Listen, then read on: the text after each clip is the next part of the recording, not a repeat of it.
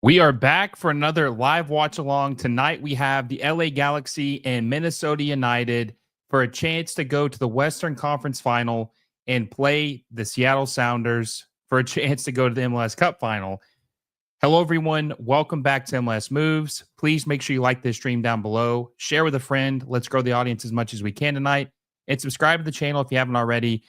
If you watched the show before, you know that we're trying to hit 5,000 subscribers by MLS Cup Final Day. We are less than 300 away. We're 290 until we hit that 5K number. So subscribe if you haven't already and hit that little bell notification so you never miss any of my videos. Tonight is going to be an exciting game. This is the highest seeded team, LA Galaxy, left in the MLS Cup playoffs. Minnesota United, I think, is the 4th or 5th seed. And then the first seed and the second seed were both eliminated in the Eastern Conference. And then obviously the LAFC was the number 1 seed in the Western Conference, and they were eliminated last night by the Seattle Sounders, which was a huge upset.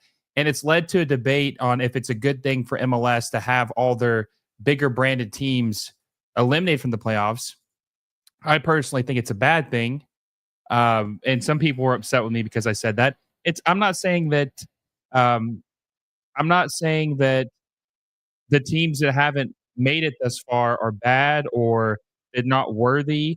I'm just saying, though, if we're talking from a business standpoint, it is bad for Major League Soccer because they want their brands, so at least some of their brands, to make it far in the playoffs. And all their big market teams outside of the Galaxy and the New York Red Bulls have been eliminated. So I think it is bad to a certain degree, but I understand how people think it's exciting. I'll be curious to see what you guys think about that. Got a couple comments. New York is red. Hey, you should be very, very proud of your team beating the Crew in the first round, sweeping them, and then beating your rival in New York City FC. Welcome to the channel. Welcome to the show. Roller says, what up? Ricky Puig and Marco Royce masterclass. Hey, I'm excited to see what Marco Royce can do. We'll look at the lineup here in a second. Mr. Appreciate you for tuning in, my friend. Glad you can make it.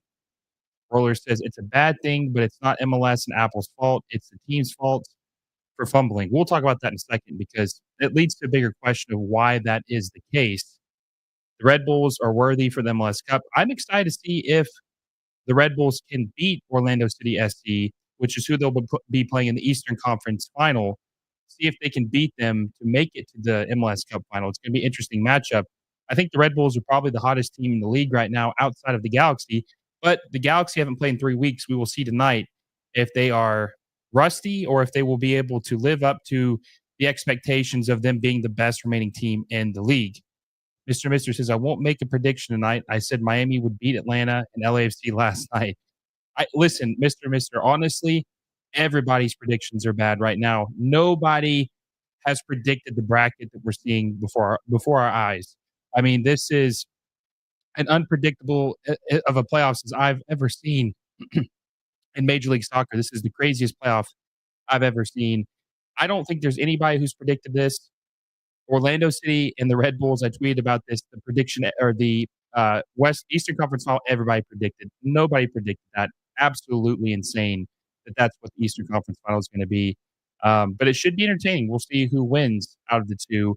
And then we'll see tonight between Minnesota United and the Sounders who will play, Minnesota United and LA Galaxy who will play the Sounders in the Western Conference Final next weekend. Mr. Crab says, this might be a loser argument, but the system is bad if the top teams are knocked out early. Billy Dilly says, need less focus on playoffs, more focus on supporter shield, not really U.S. sports culture, though. I agree. I think that obviously something has to be broken, right? Why are all the top teams being eliminated? Now, listen, one upset makes sense, right? It happens. A team could play bad in a playoff series. Someone gets injured.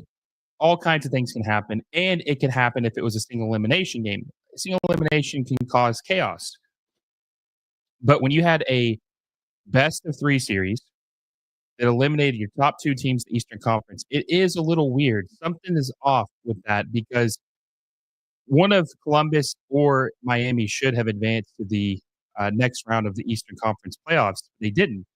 So it begs the question of what exactly is wrong with the playoffs? Is there something wrong? Some of you might disagree and think there's nothing wrong with it. But it is a little weird that all the top teams are dropping like flies. And if the Galaxy lose tonight, then there's really going to be some eyes on what's going on and see what the issue is with the MLS Cup playoffs. Because if the Galaxy lose, every 1 and 2 seed will officially be eliminated from the playoffs in the second round or earlier. It would be crazy not to have one or two seed in the Eastern or Western Conference make it to the MLS Cup or even the Western or Eastern Cup final. That'd be absolutely insane. Want to ask you guys too what your score predictions are for tonight. What's your score and who do you have winning between the LA Galaxy and Minnesota United? Kenny says, I hope LA Galaxy don't get too cocky. Yeah, I think they gotta take this game very serious. They cannot overlook Minnesota United. They have to play them like it is an elimination game, because if they lose, they're going home. Well, they already are home, but you know what I'm saying? They're not playing anymore. They're done. Their season will be over. And we know that the Galaxy were probably the best attacking team in the league outside of Miami. So they have the horses, they have the team to do it. Strong starting 11. We'll look at that real quick. Someone I mentioned earlier, Marco Royce is in the starting 11. I like that move. They're going for it tonight with him there. Cerrillo starting in the middle is defensive midfielder. Garces is starting at center back, who's been playing really well. Yoshida, obviously the veteran, he's played a lot better down the stretch. Nelson at left back. Audi, I think, is hurt, if I'm not mistaken. So Nelson's been playing pretty well for the Galaxy.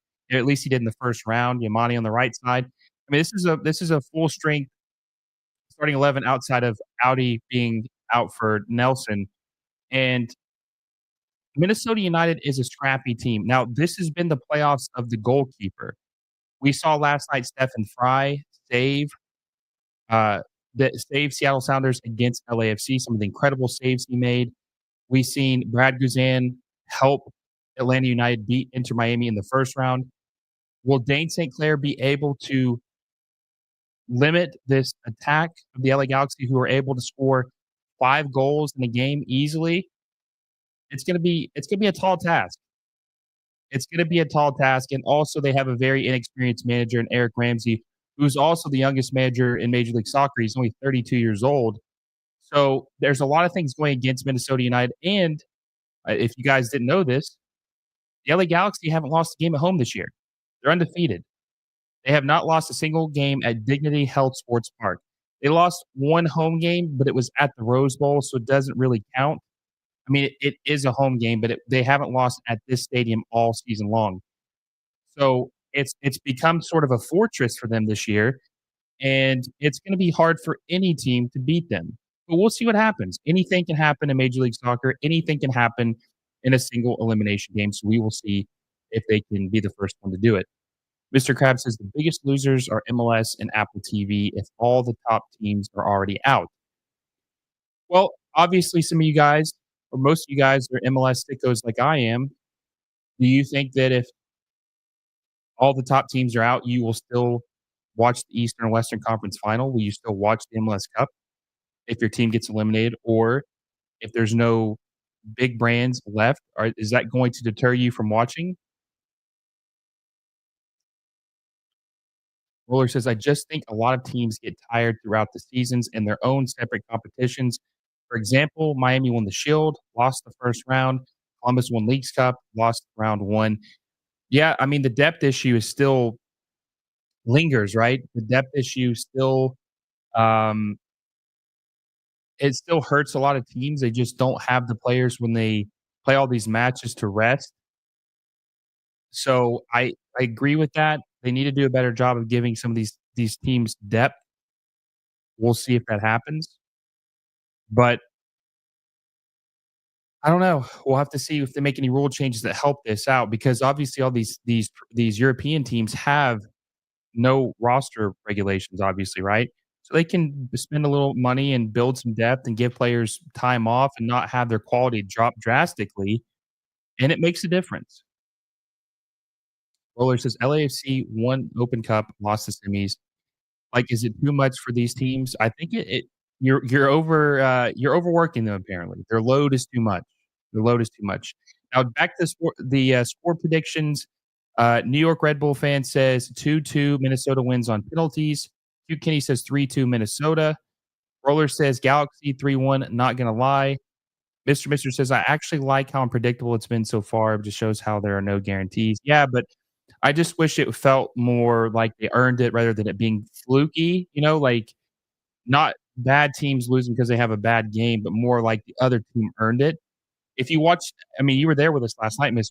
I don't think that the Sounders won that game. I think LAFC lost that game because they gave up that own goal that Maxime Chanot scored, and then that gave them a chance to go to extra time, and then Jordan Morris had uh, turnaround goal, and I don't know, it felt very fluky. The Seattle didn't look very good outside of Stephen Fry, and so that's kind of the frustrating part about it.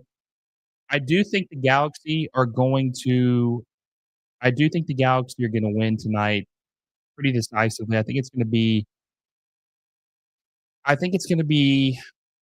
gonna agree with Roller. I'm gonna say 3-1 Galaxy. I just think when you have Peck and Puig and Paintsel and Joveljic and Marco Royce, you just have all this attacking talent. They're gonna be very, very tough to beat and, tough for any opposing defense, especially with Major League Soccer's defense kind of being subpar already. It's gonna be tough. It's gonna be really tough to contain them. Oscar Williams says, "Watching from the UK, why do MLS games not kick off on time? So different." Hey, I agree. I had this live stream planned to start at 6 o'clock, and I apologize for going a little over, but I just saw it last minute. They changed the time to 6:15, and here we are at 6:23, and they still haven't kicked off. So essentially, a 6 o'clock game is now going to turn into a 6:30 kickoff, which is crazy. Just terrible scheduling on their end. I don't know why they would do that. And also, too, elephant in the room, right? Why are they having games on during NFL Sunday?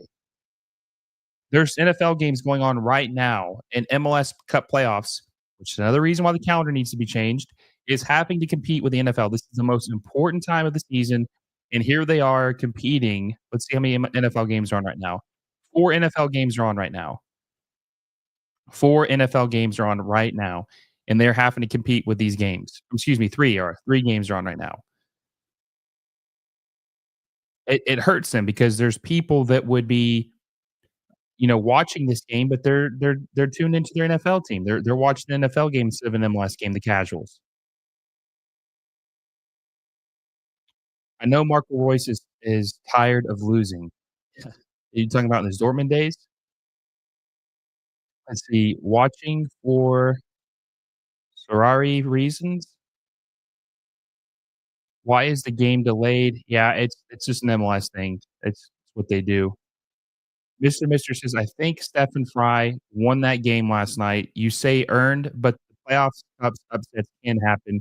I mean, Wigan won the FA Cup in 2013. Yeah, I mean, I agree that the upsets are good, but man, if you look at the rosters on paper, LAFC is one of the best teams in the league, and they just completely. And by the way, Dignity Health Sports Park looks crazy right now, completely packed. Everybody's waving white towels. They got a Doctor Doom. Looks like they got a Doctor Doom tifo, which looks pretty crazy. Looks like there's a great crowd tonight, though. That's good to see. But back to the Sounders and LAFC. LAFC has a better roster from top to bottom. It feels like they just absolutely choked last night, and I'm wondering if Steve Cherundolo is going to get fired. I'm actually going on the Voices of Black and Gold tonight with Nick to talk about this and see what we're going to talk about, what we think they should do moving forward. Will they actually fire him? Who could they get? It's going to be interesting to see what happens. Emissions Production says, watching all the way from Ireland. CF Montreal, my adopted team. Don't ask why. You like the underdog, huh? All right, we officially kicked off. We're 10 minutes past actually 25 minutes past what the original kickoff time was, but 10 minutes past the new kickoff time.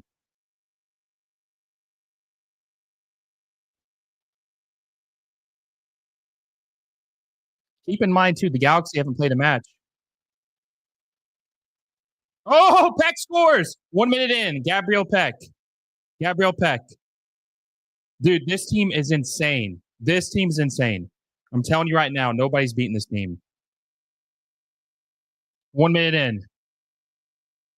1 minute in.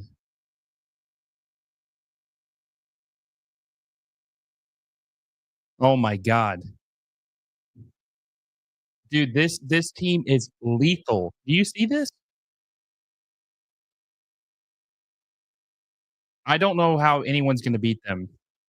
And here's the thing with LAFC being out, with Miami being out, with the Crew being out, the playoffs will be played through the Galaxy's home now. Like if they win, every game will be at Dignity Health Sports Park, the stadium they have not lost in yet.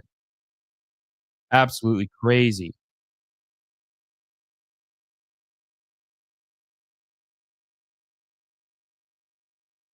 Wow. Man, I don't think Gabriel Peck's gonna be here much longer, honestly. I don't think he's gonna be here much longer just because he's had an incredible first season, and if they win the MLS Cup this year, I mean, this is a big deal, guys. This is a big deal. Like, we gotta don't get ahead of we not to get ahead of myself or, put unrealistic expectations, even though I think that this would be realistic expectations with how they're playing, but the Galaxy winning right now would be like Manchester United winning the Premier League after, what, 11 years of not winning? The Galaxy haven't won MLS in 10 years. So this is a big deal. This is the premier team of Major League Soccer historically because they're the first to 5 championships. They have the most championships of any team. So having them back on top is a big deal for the league. I do think well, I'll save that prediction for my video that I'm gonna drop this week, but this is gonna be a tough team to beat for anybody. And while Minnesota United's a good team, it's a good formidable opponent. They just don't have no other team left in the MLS playoffs have the attacking talent that the Galaxy have. Nobody does. Except Miami. Miami did, but they're out. So I just don't know if any other team can score. They've scored 10 goals in their last 3 games. The Galaxy have so far. We're only 3 minutes in. They've scored 10 goals in 3 games.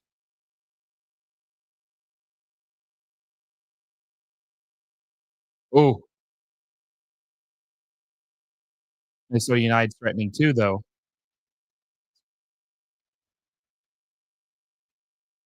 Kelvin Yeboah has been a pretty good striker for Minnesota United, but he's kind of had a dry spell. I don't think he scored in the last, like, 4 matches. They're gonna need him to step up if they wanna have any chance of winning this match. Pretty bad defending by Garces there too.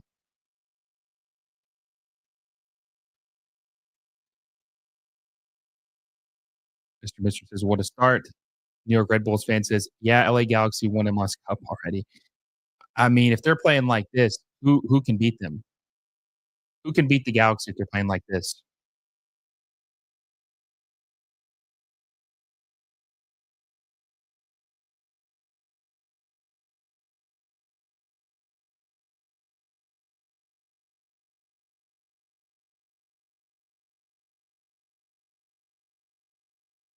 Minnesota United is threatening a little bit. So the Galaxy's biggest weakness, as most of you know, is their defense is terrible. Their back four is absolutely terrible. So that could give any team a chance just because of the goals that they could possibly concede. While they have played better, you're seeing Minnesota United threatening a little bit, and it's a cause for concern for the Galaxy because they have been known to give up some goals that they honestly shouldn't be giving up. Carson at home or something special. Yeah, you're gonna make Nick happy by saying that, Mister. I don't really reference him as the LA Galaxy. I just call him the Galaxy. Just that way there's no slip up, you know?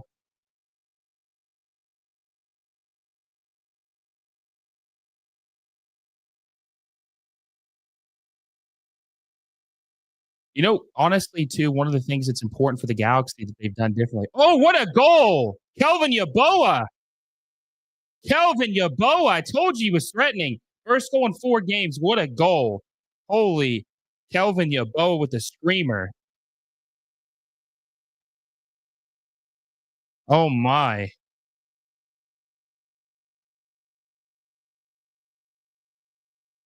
See that defense, how bad it is? They're kryptonite. Hey, this we might have to revise our predictions. What a golazo. Holy oh my.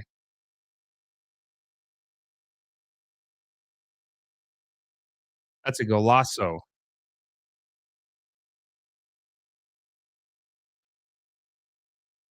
Wow. I mean, John McCarthy really can't do anything there, right?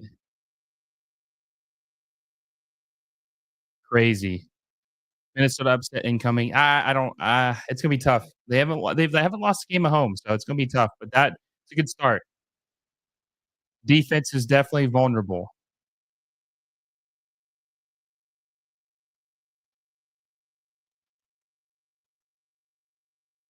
Detroit City FC has a big following, would love to see it in MLS. I think Detroit could get a team eventually. I don't know how many years it will be, but they definitely could get a team. Jack Lake says, how did what? How did he score that goal? Phew, about as good as it gets.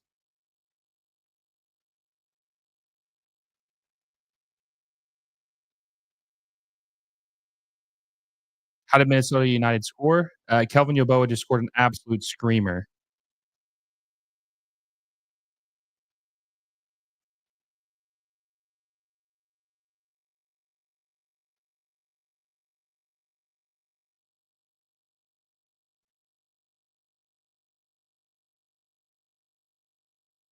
I think this is the furthest Minnesota United's made it in the playoffs before also, so if they win, it would obviously be their first Western Conference Final, and this would probably be the biggest choke job in MLS history by all the top clubs. It would be crazy.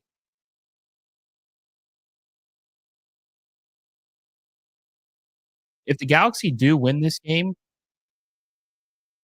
it's gonna put a lot more pressure on LAFC as well because they obviously disappointed. Oh, the game's cut out.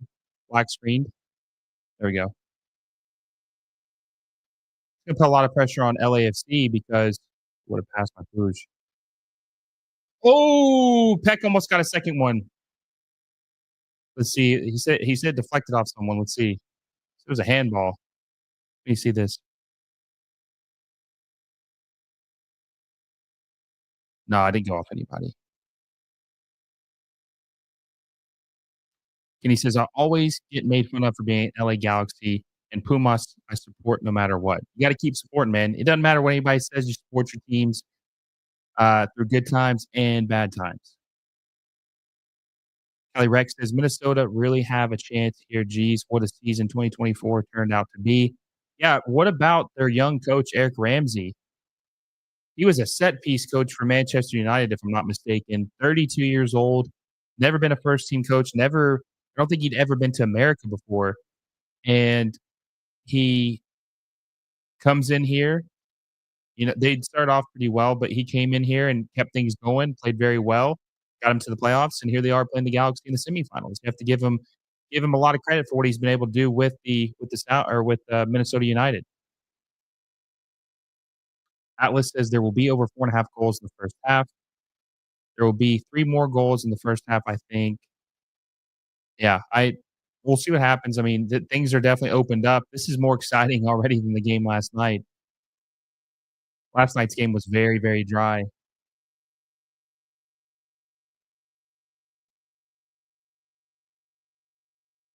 Is there a European league or club you follow? Also, which MLS club do you support? Um, I like Barcelona. That's my favorite team, and I don't support any MLS team. I just cover the league. Keep it neutral and honest. I just want the league to be as good as it can possibly be. Kenny says Greg Vanney has to be more strict. The only concern I have about having Royce and Puig on the field together is that it leaves them more vulnerable defensively instead if you had like a Delgado on the pitch or a Brugman.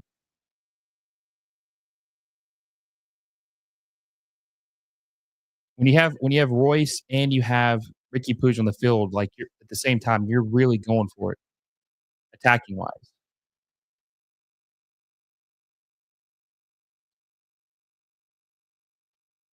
Barca squad is sick, so young. Yeah, hopefully they can hold on and win the league this year.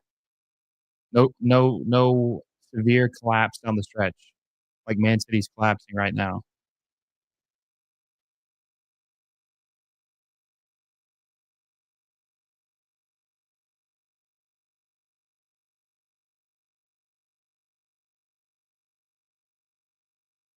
What do you guys realistically think that Gabriel Peck will sell for? He's 23 years old. His value right now is like 14 million on transfer market, which a lot of people don't put a lot of stock into that, but that's like a good indicator of like what he might sell for.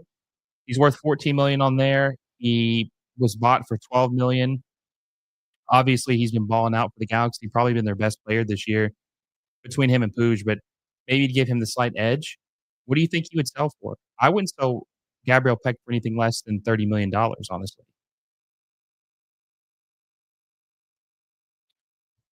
Got Marco Royce taking the free kick.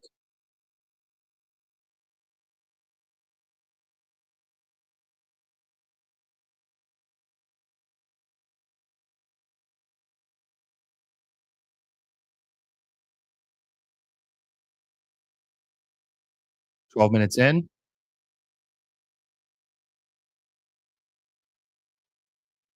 Looks like there's a foul on the free kick.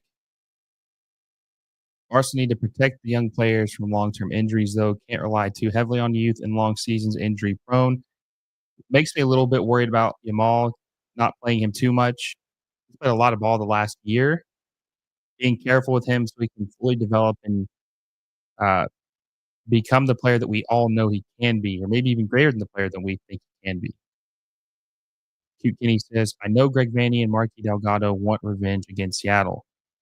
Yeah, for sure. All those battles between Toronto FC and the Sounders, they lost like twice. I think so they won in 2017 against the Sounders and they lost in 16 and 19 to the Sounders.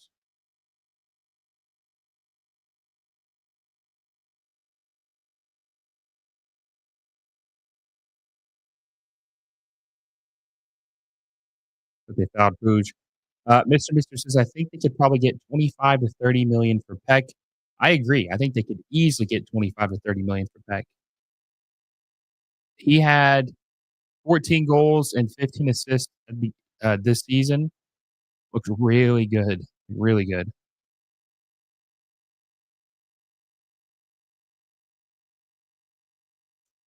And I expect him just to get better. Now the question is, does Puig stay here? He's 25 now. Maybe the best free transfer in MLS history. And probably if he stays, will go down as an LA Galaxy legend.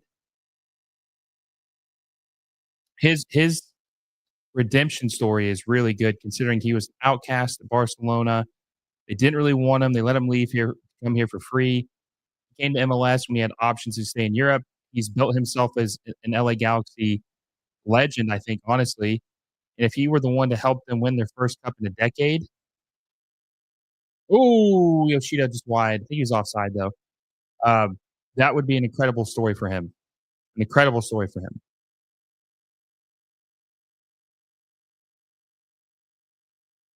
Also, too, like I said about Manchester United not winning in a long time, the LA Galaxy and Manchester, yeah, he was onside. I think he was onside. Manchester United and the Galaxy have almost the same gap from their last championship. And Man City has dominated the Premier League, obviously, since Pep's been there. Like what is it, 5 or 6 trophies, Premier League titles. And LAFC has dominated MLS as far as supporters shields, MLS Cup, Champions League final appearances.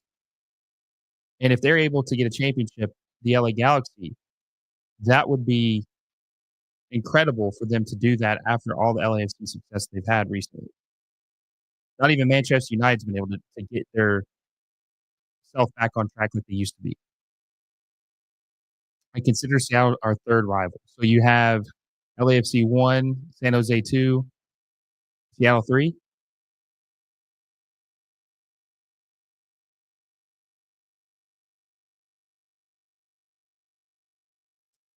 Can you imagine if Zlatan Ibrahimovic had played like that 2018, 2019 Zlatan that scored 30 goals, played on this team up top with Paintsville and Peck and Puig, how crazy that would be?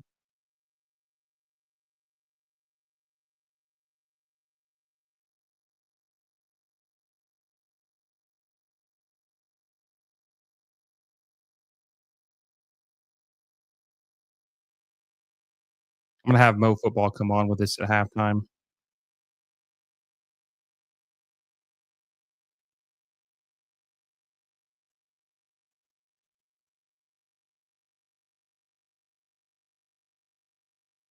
Ooh, what a pass to Peck. I think that was a foul.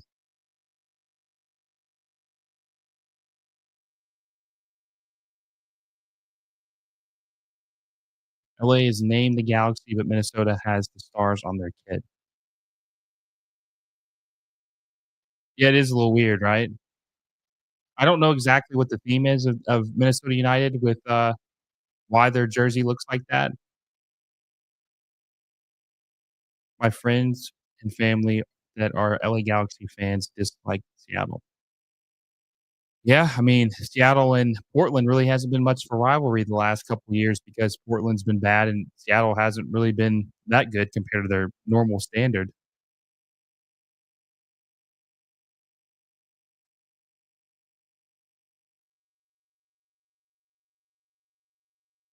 We had a pretty lively first 6 minutes and things have kind of died down a little bit. Oh, what a header! What is that? Is that Joveljic? Joveljic with a header from Marco Royce. Galaxy up 2-1. Man, are you guys not entertained? Wow.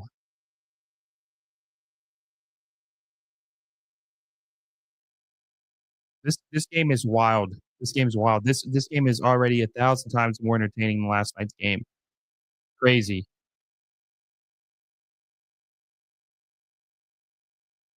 What an assist by Marco Royce.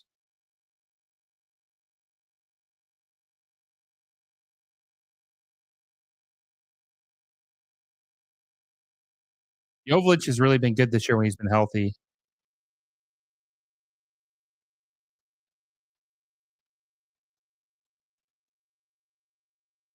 2-1 LA Galaxy over Minnesota United. We are 19 minutes in the first half.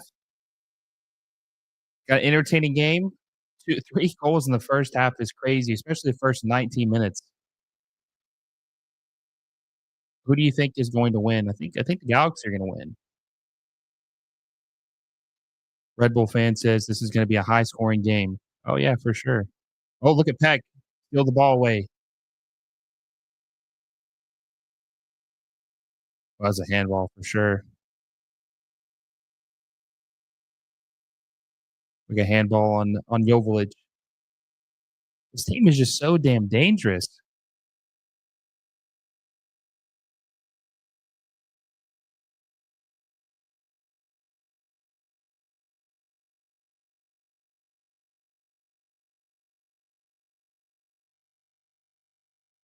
Man.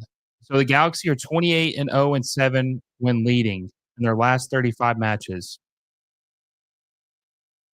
So they haven't lost a game when they've been leading in their matches in the last 37 in the last 35 matches. That's gonna be tough to beat them.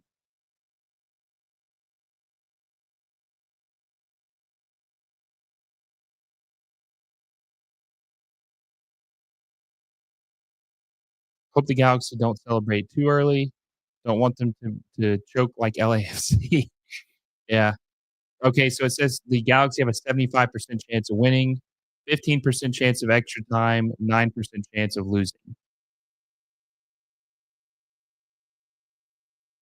Hey, Will Kuntz, man, what about Will Kuntz? The dude absolutely deserves his flowers. Absolutely deserves his flowers for what he's done with this club. He's built a perennial winner with the Galaxy in his first year and turned this team around back to their glory days. He deserves a lot of credit for what he's done. Will Kuntz has to be the executive of the year. Has to be.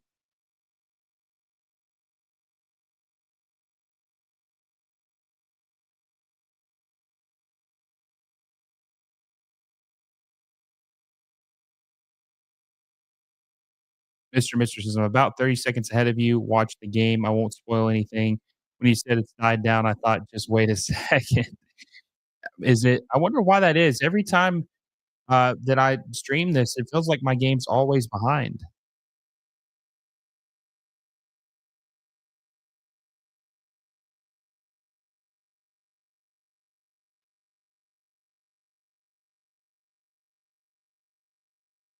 Just post an update on Twitter real quick.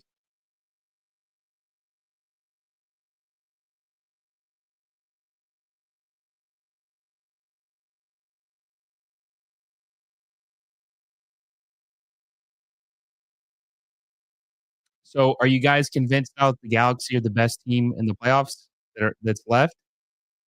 Is there any doubt about that?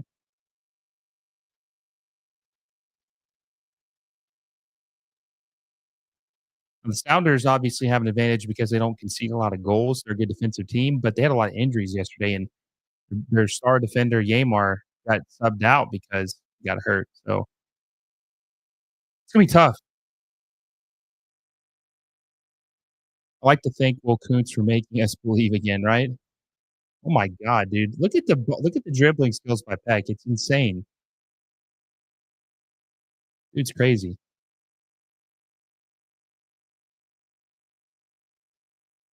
How's Robin Lod been this year? I used to have him in fantasy. He's been good. He's a runner up for uh, comeback player of the year in Major League Soccer. So he's had a good season for Minnesota United. He's had a really good season. Joveljic felt like a fourth DP. I mean, he's a U22, so like, he kind of is. Like they signed him. What was it? 2 years ago now, 3 years ago, and he is. I think he's on his last year as a U22. It'll be interesting to see if they can keep him, what kind of money he would want, or if they would sell him. It's going to be really hard for the Galaxy to be able to keep all the guys on the team. Honestly, it's going to be really hard to keep them all. There's too many mouths to feed, and MLS is just such a weird league.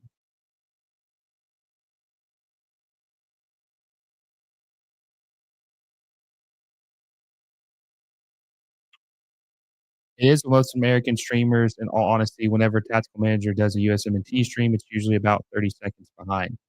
Okay. Yeah, I noticed when I on the Thought Mob when I looked it up, it looked like it was about 25 seconds ahead of me.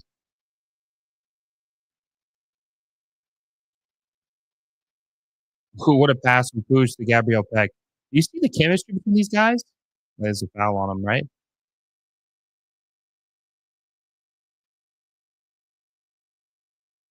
Should the Red Bulls be nervous to play Orlando? I mean, I wouldn't be nervous about playing Orlando because you guys you swept the Crew and you beat New York City FC when you hadn't beat them all season long. You beat them away. I think that the Red Bulls I think the Red Bulls are destined for the MLS Cup this year. I think they're gonna make it to the MLS Cup this year. I think we might get a kind of the MLS version of what we saw in the MLB World Series this year.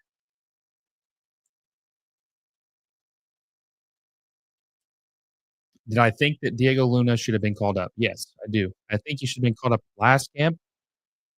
They'll probably call him up during camp Cupcake, which is kind of sad because he's really good. I think they should try to get him in the fold, and he could maybe be a difference maker.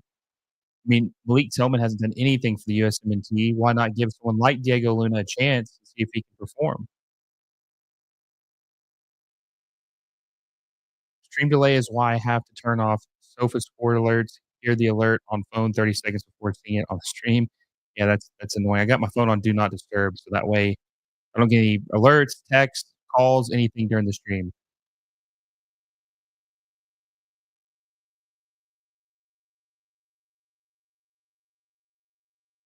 Ricky Pooge really is like the maestro.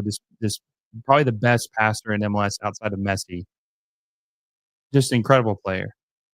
One of my favorite players to watch, and just watch him go to work and pull all the strings. He got the most touches, makes beautiful passes, and it'd be nice if MLS had more players like him in the league. Would make it a hell of a lot better league, right?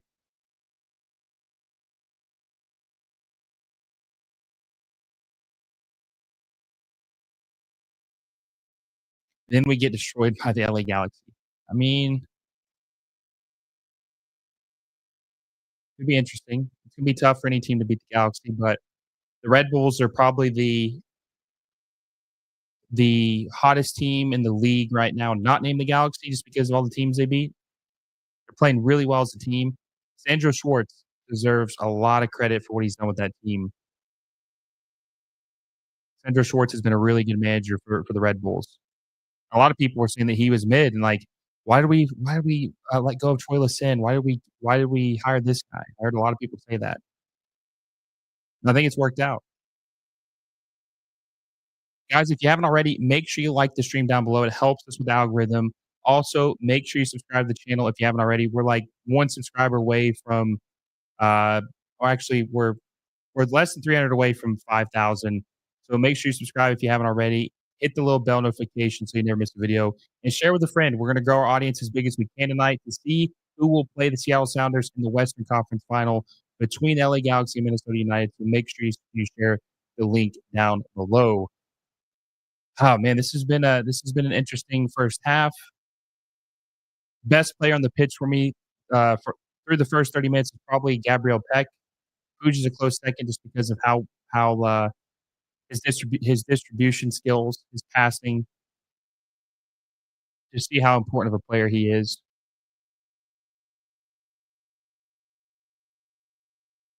I wish we could see what Ricky Puig's time of possession is during the game. I'd be very curious to see what that is.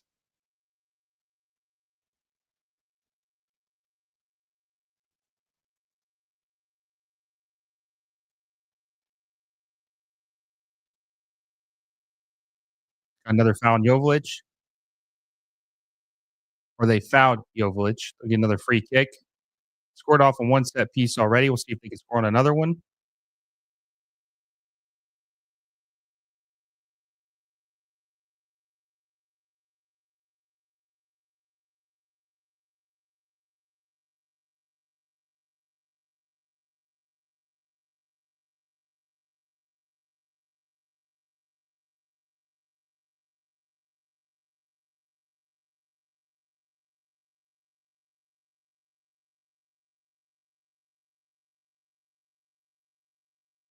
Got Royce taking the set piece again.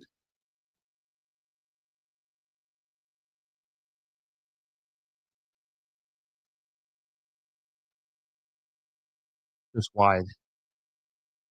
It'd be cool if the original teams playing in the final against each other.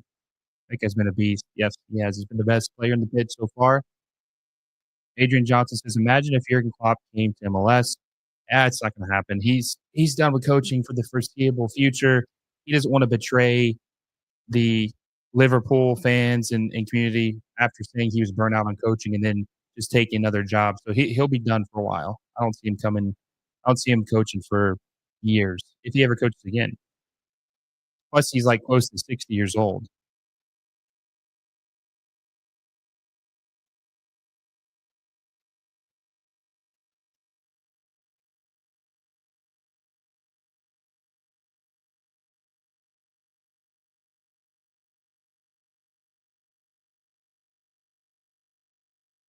I think Liverpool fans are more than happy with Slot. Yeah, I think they're pretty happy with him. Jurgen Klopp was just so burnt out. He was just really burnt out on the project. So it was a good time for all parties to move on.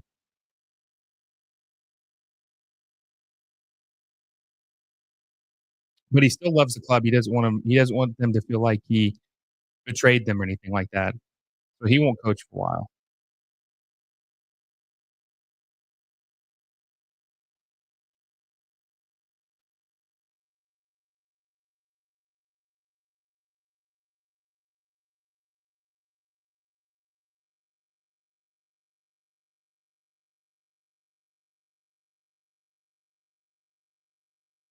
Only job I could see Klopp taking is a German national team job eventually.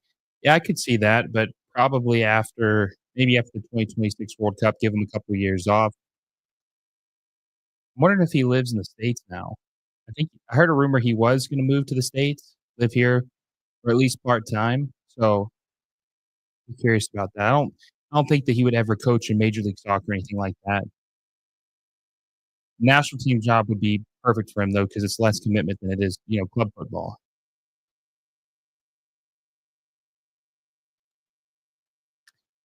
LA Galaxy almost have 70% of possession, absolutely crazy.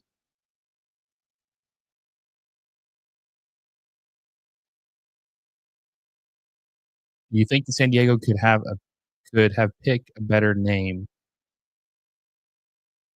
Shard says Atletico San Diego would have been a great name.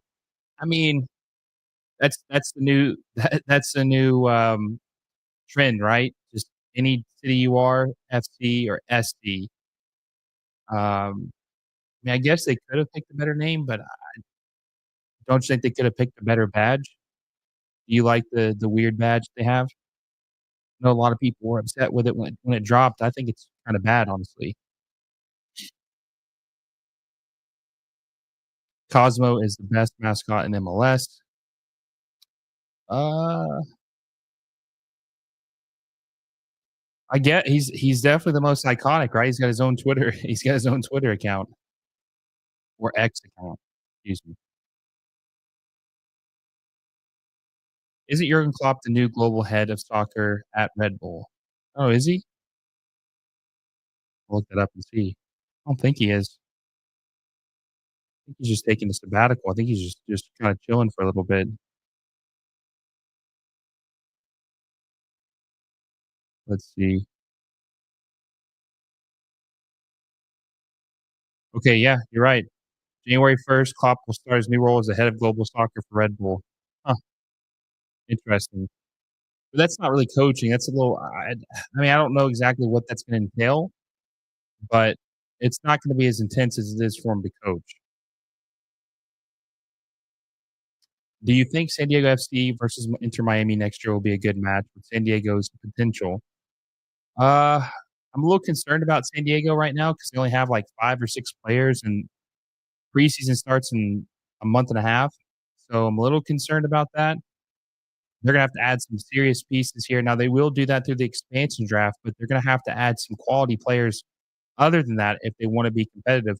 Chucky Lozano is a nice DP, but they're gonna have to add 3 DPs if they really wanna truly compete.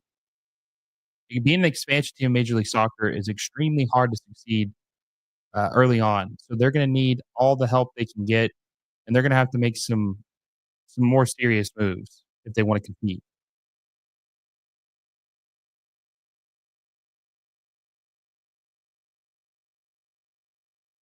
DC United and FC Dallas, I'm okay with.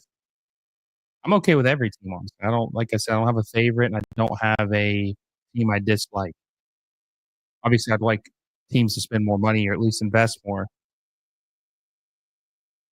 Griezmann might come to MLS. I think he is coming to MLS. I think he will definitely be in MLS either earliest this winter, latest this summer. He'll be an LAFC player.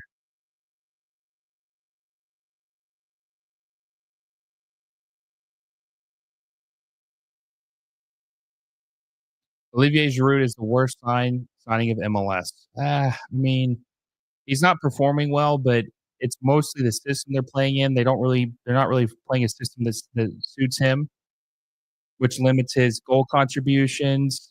And LAFC is just a mess right now, honestly. They really do need to move off of Dolo. I think a coach I would like them to hire. Now, some of you guys might get upset with it, but I think it could be a good match just based on his pedigree as a player, the players on their team. I could see them totally hiring Thierry Henry. I could totally see Thierry Henry being the next manager at LAFC. Be curious about that. I could see it though. I don't think they're gonna hire if they do move off Dolo, I don't think they're gonna go the American route again. I think they'll try something different. little over 10 or a little less than 10 minutes left in the first half plus added time. It is 2-1 LA Galaxy over Minnesota United in the Western Conference semifinals to see who will go to the Western Conference Final and play the Seattle Sounders. Michael High says, I've been a big fan of the LA Galaxy and I have followed MLS since the beginning. It's come a long way, still more work to do. I agree completely, Michael. I agree. They need to do some. Oh, Joseph Paintsill puts him up 3-1. Wow, what a rebound shot by Joseph Paintsill. Wow. All three attackers have scored now. All front three have scored a goal. Wow.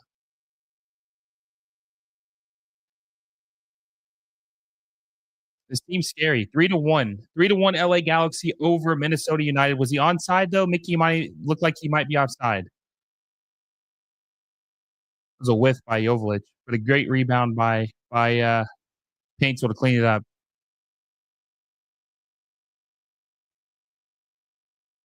Joseph Paintsville, the third DP.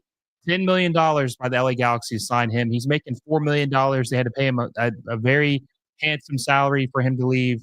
I think it was Genk was the club he was with in Belgium. They had to pay him quite a bit to want to leave.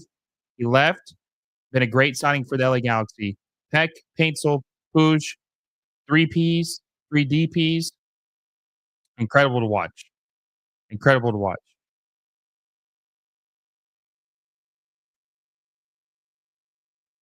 Henri makes too much money with his TV deal to go back into coaching full time. Yeah, but I think he can always go back to TV. I think he has a desire to coach. He wants to prove himself. And who wouldn't want to he didn't want to stay, he wasn't long for Montreal because he didn't like living there. It's too cold. He was miserable in Montreal. But I think that he could be a really good fit in LA, and I think he would want to live in it. Who wouldn't want to live in LA, especially if you have money? Who wouldn't want to live in LA?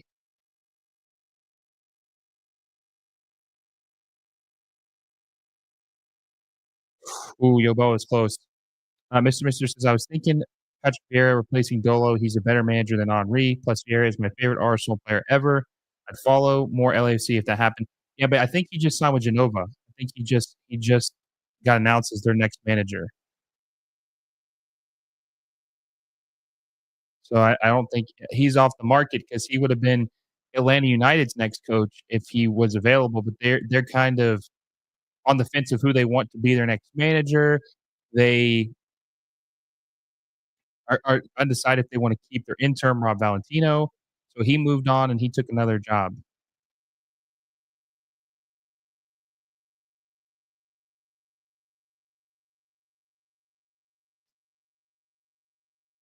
What a pass by Ricky Puig. Holy shit, guys. This team's insane. This is one of the best teams I've ever seen in MLS. Honest to God, this is one of the best teams I've ever seen. The attacking talent and chemistry that this team has is off the charts. Off the charts.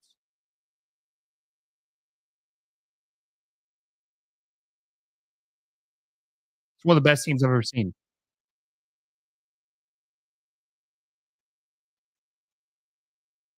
I mean, it feels like they're on cruise control and they're up 3-1. They can just absolutely pour the goals on you, man. Will Kuntz, man, they better sign him to a crazy deal. Crazy deal.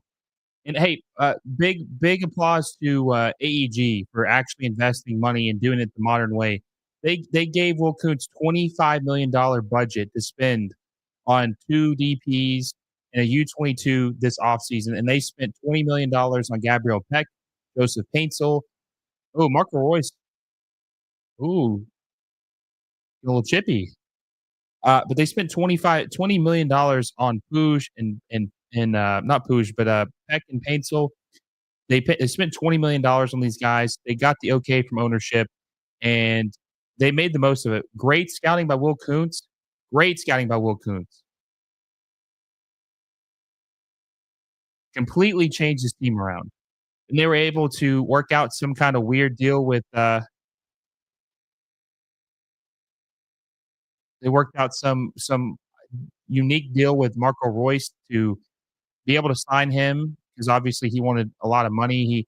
He rejected a DP offer from Charlotte FC. He rejected a DP offer from St. Louis City SC, and the Galaxy were able to get him on a TAM deal. And just the creativity that this guy has, what he's been able to do with this team is just incredible. He's got the premier team of Major League Soccer historically playing like their normal self again. But I said this earlier, this would be equivalent to Manchester United being a serious contender to win the Premier League or being very close to winning the Premier League once again. Huge deal. When that day does come, it will be a big deal because Manchester United will definitely win the Premier League again. I don't know when, but they will do it eventually, and it will be a big deal. That's what the Galaxy, they win, that's what it will be like for them. The LA Galaxy were tired of the disrespect everyone's giving them. I mean, yeah, they're everybody better respect them or they're gonna punch you in the mouth, score 3 goals on you in the first half. LA Galaxy are going to win MLS. Yeah, it's not looking good for other teams right now. Seattle's definitely panicking right now. Yeah, Vieira's gone to Genova. Just checked. I didn't know that until you said. Yeah, it kinda snuck by. I remember them reporting it last week and reported on it, but it kind of felt like a random hire. Vieira has been a huge disappointment. I don't know how he's gotten so many jobs in Europe after being sort of mediocre. He coached at Nice. He coached at was it Crystal Palace? He coached at Strasbourg. He's coached at several different places and really hasn't done a lot there. Oh, there's a penalty. Who's the penalty on? Who committed the penalty? Jovic?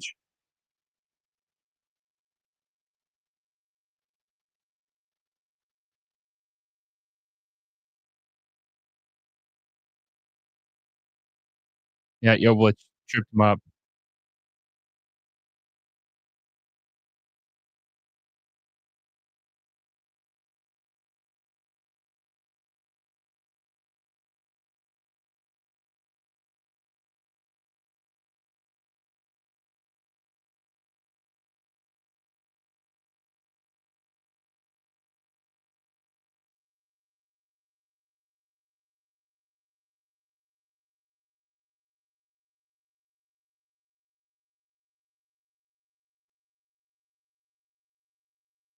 Even Will Kuntz is helping the U17 Galaxy players.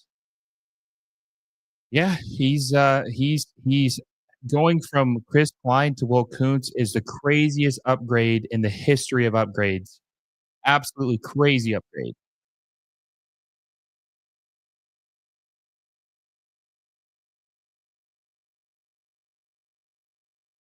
See if the let's see if they can pull one back. Minnesota United. Kelvin Yeboah is taking it to get his brace for the game. Oh, so they scored.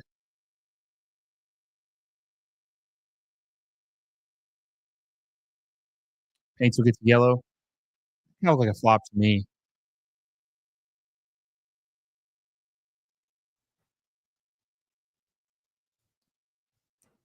My Apple TV just crashed.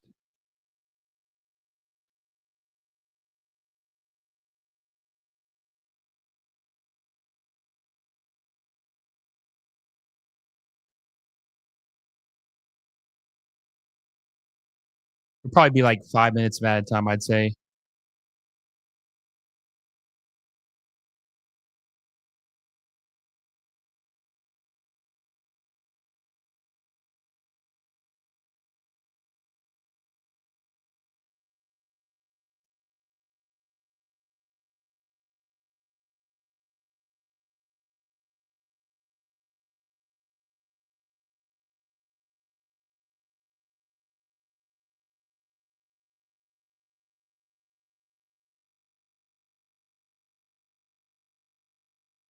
Travis says Minnesota has had some chances. They have. They look pretty good, honestly. Very respectable performance. 7 minutes of added time, by the way. Crazy amount of added time. They've played as well as you can against the Galaxy. It's just they don't have the attacking talent to keep up with them. See if Kelvin Yeboah can convert, make it 3-2, get his brace in the first half.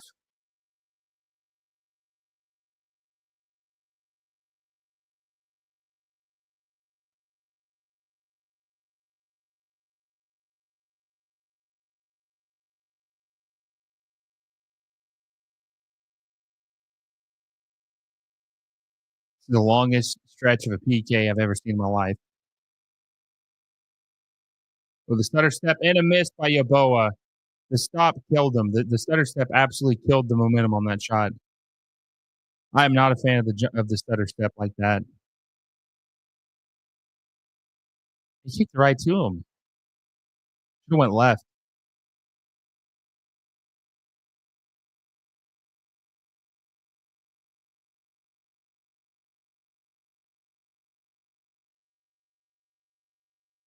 What was that terrible penalty? Stutter step sucks.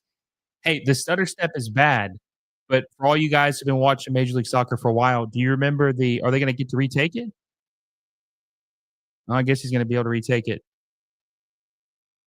What happened? What was he off the line? Yeah, so they're gonna get a chance to redo it. He needs to strike it with power and just go left.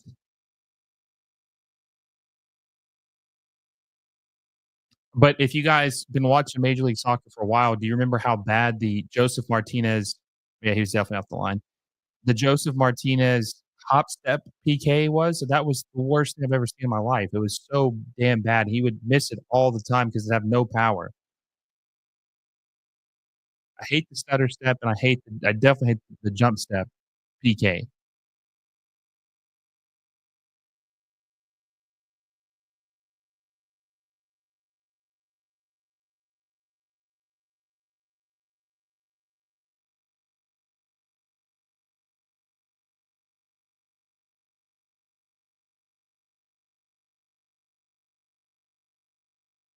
There we go. There was power, no hesitation, left side.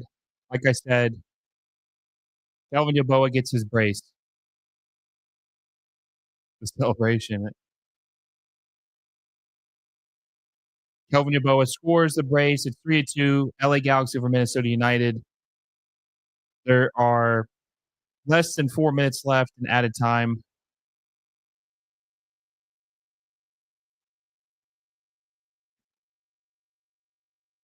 Much better PK right there. Much better. Nothing John McCarthy can do there.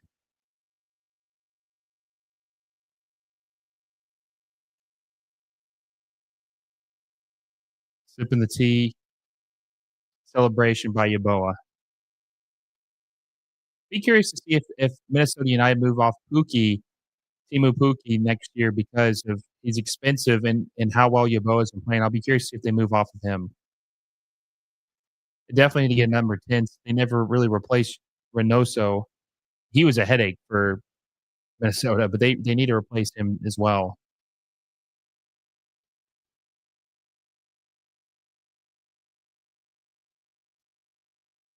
Kobe Jones deserves a statue.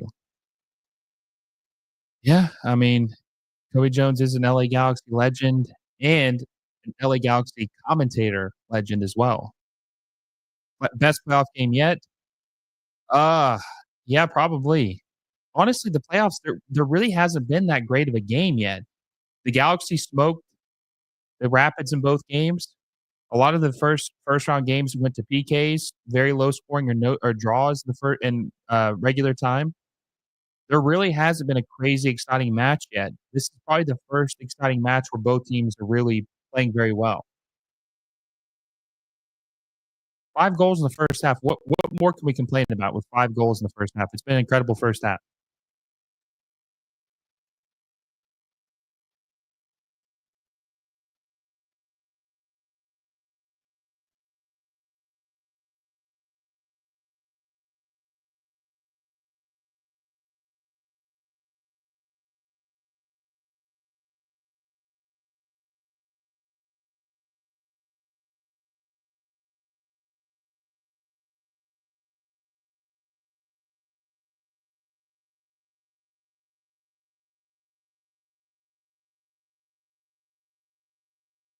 Great pass by Puig to Yamane, deflection. Kinda playing with a little less juice in the last 15 minutes. I'd say the Galaxy are 10 minutes. Not playing as much urgency, looking a little sluggish, kinda looking like they're ready to go in the locker room at the half. They look just kind of out of it. Need is if they wanna win this game, they're gonna have to come out in the second half energized like they did the first 20 minutes of the game. Try to close the deal. I think it was Kenny saying, "Not get too cocky earlier, try to close this game out."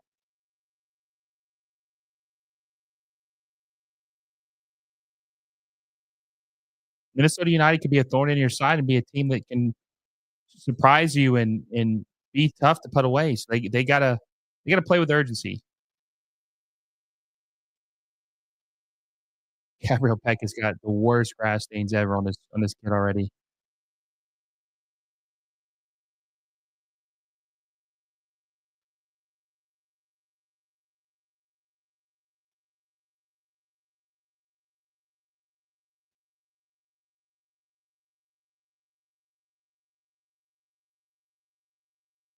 Probably be like a minute left, even though they're 30 seconds over the added time. Galaxy will probably get one or more opportunities for the half.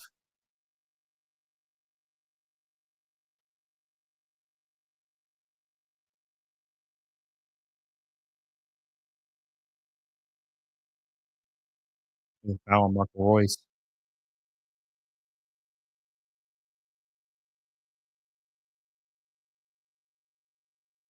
on that left knee. Let's look at the replay on this. Ooh, knee to knee. Oh, they land on that knee pretty tough. Can't land on your knee like that at 35 years old. That was a pretty tough fall for Marco Royce. Looked like Harvey bumped his knee, and then he got straight knee on ground contact. That's tough for the 35-year-old German midfielder. Puig take the free kick because of that.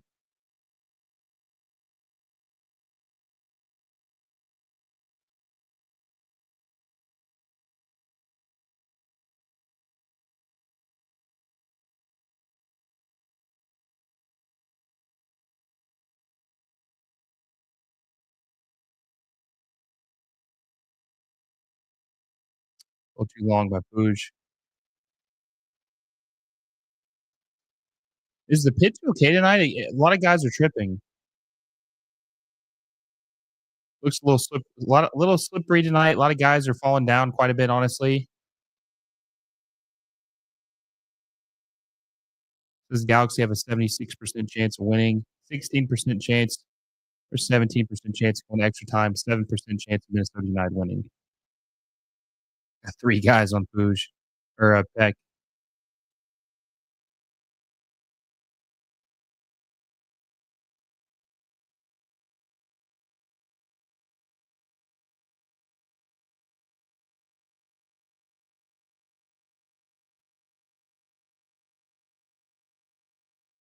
We're now 9.5 minutes past the regular time. It's supposed to only be 7 minutes of added time. We're 9.5 past it. Crazy.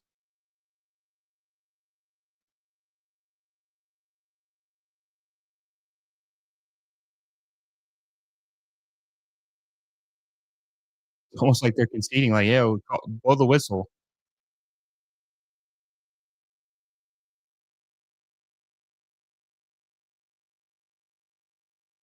Whoa! That was a great pass by Royce to Jovic. I don't think that was a foul.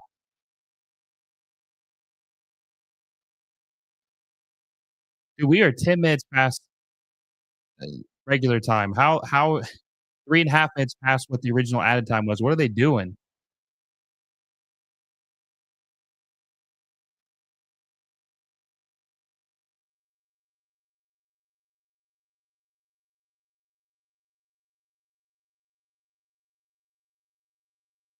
That was a great pass by Marco Royce to, Dejan Jovic.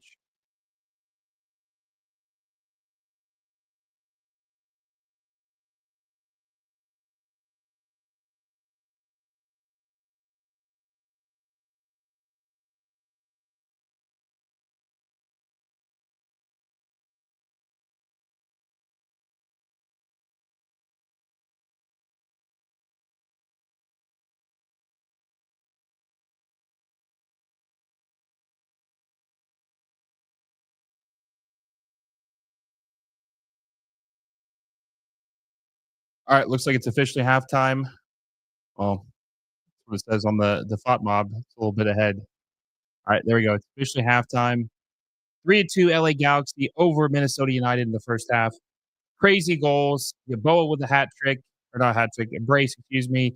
All three forwards for the LA Galaxy, Paintsel, Joveljic, and Peck, all on the scoreboard. One goal each. Been a great first half. Great first half. What is your confidence score? Because I got some guests coming in here in a little bit. What is your confidence score of the Galaxy beating of beating Minnesota United, 1 through 10? How confident are you that LA Galaxy will beat Minnesota United in this game after the first half? Roller says, "Well, at least I was right about the 3 goals." Yeah, I had a feeling that this one could be. I said 3-1 LA Galaxy, but I had a feeling that this could be. Um, I had a feeling this thing could get ugly. It could get out of hand. It could be a scoring fest. But what is your confidence score 1 through 10? The Galaxy will seal the deal and beat Minnesota United in the second half and advance the Western Conference Final.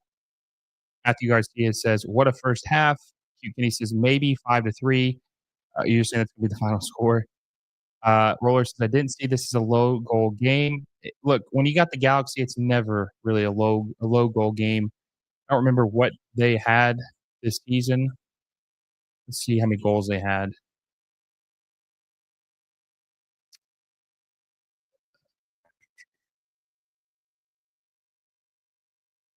Curious how many goals that they scored this season.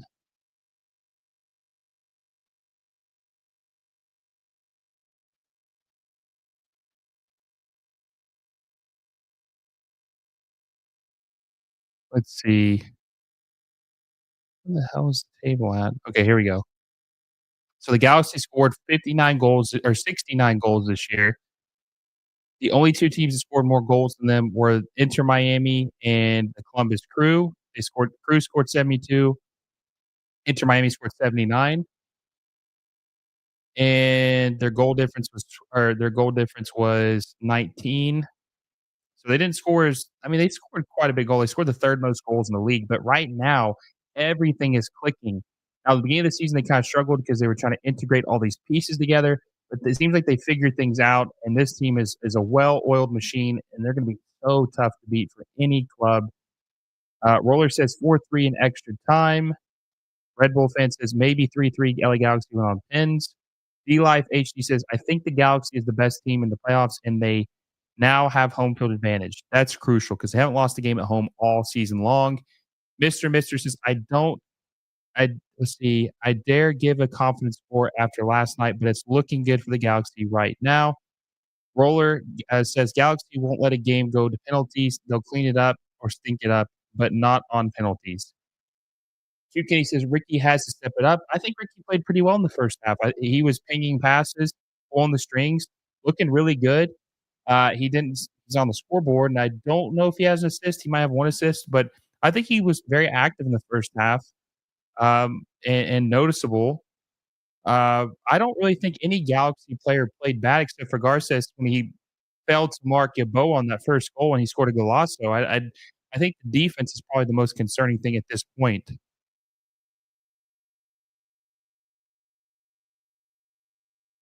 I think that was probably the most concerning part.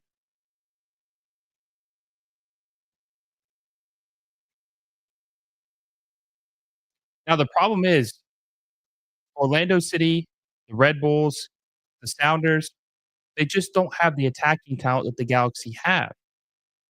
They just don't have the attacking talent. They don't have as well-rounded of a team. I mean, the Galaxy are a premier attacking club or team in this league, and they can score a bunch of goals. And scoring goals and 3 goals in the first half is crazy, crazy work. Now, obviously, you saw the deficiency of the team. They let up. They conceded 2 goals too, but this team just has so much potential, and they can just turn it on in an instant and score like crazy. And no other team can beat the Galaxy in the playoffs right now in a scoring contest. No other team can beat them in a scoring contest. Nobody can.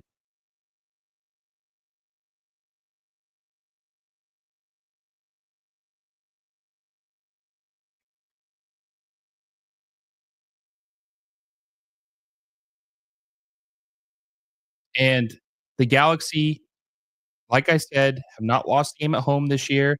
It's that they're 35 or in the last 35 matches, they have 28 wins, 0 losses, 7 draws when they lead in a game.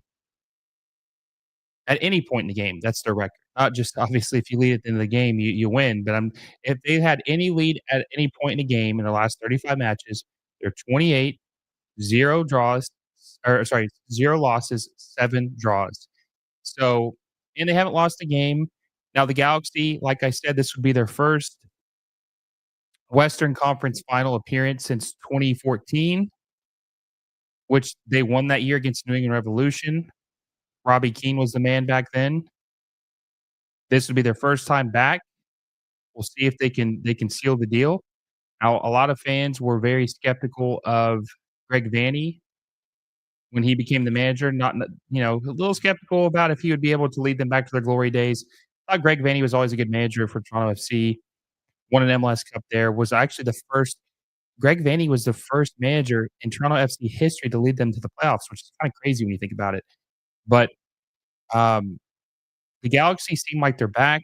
They're the favorite to win the MLS Cup at this point. They're a scary team. Minnesota United are, while they're playing well, I just don't know if they're gonna have the horses to do it. And I I wanna say my predictions because, like I said, I don't wanna spoil it, but I think that I think I have a pretty good idea who's gonna be in the MLS Cup final this year. Roller says something about Marco Roy starting feels right. Yes, I agree. Now they're obviously putting a lot of pressure on their defense with him starting, but it seems like it was the right move. Roller, he's doing better than Olivier Giroud as a start. Yeah, Marco Reus, but also he costs a lot less money than Olivier Giroud. A lot less money. Kenny says, "I hope the Galaxy can win CONCACAF Champions Cup next year." Hey, listen, let's just see if they can win MLS Cup this year first, one step at a time, Kenny. Let's enjoy the present. We'll see what happens. Keyshawn says, "New York Red Bulls versus LA Galaxy MLS Cup final." Looks like it could happen. Looks like it could happen. We'll see. Give me like 60 seconds. I'll be right back. I'm gonna do a real quick bathroom break. I'll be back in 60 seconds.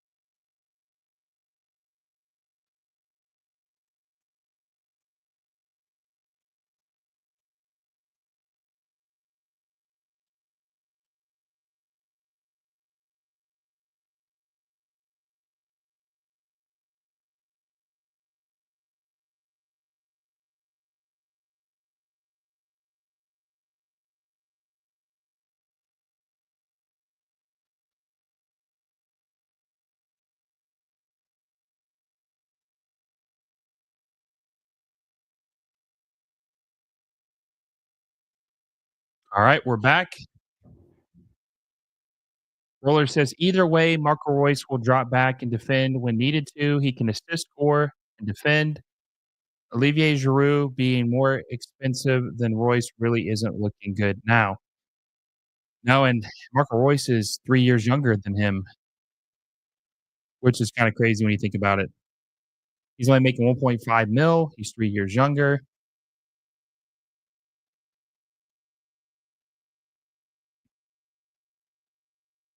Signing's not aging well. So my confidence score, I asked you guys what your confidence score is. My confidence score for the Galaxy right now is probably an 8 out of 10.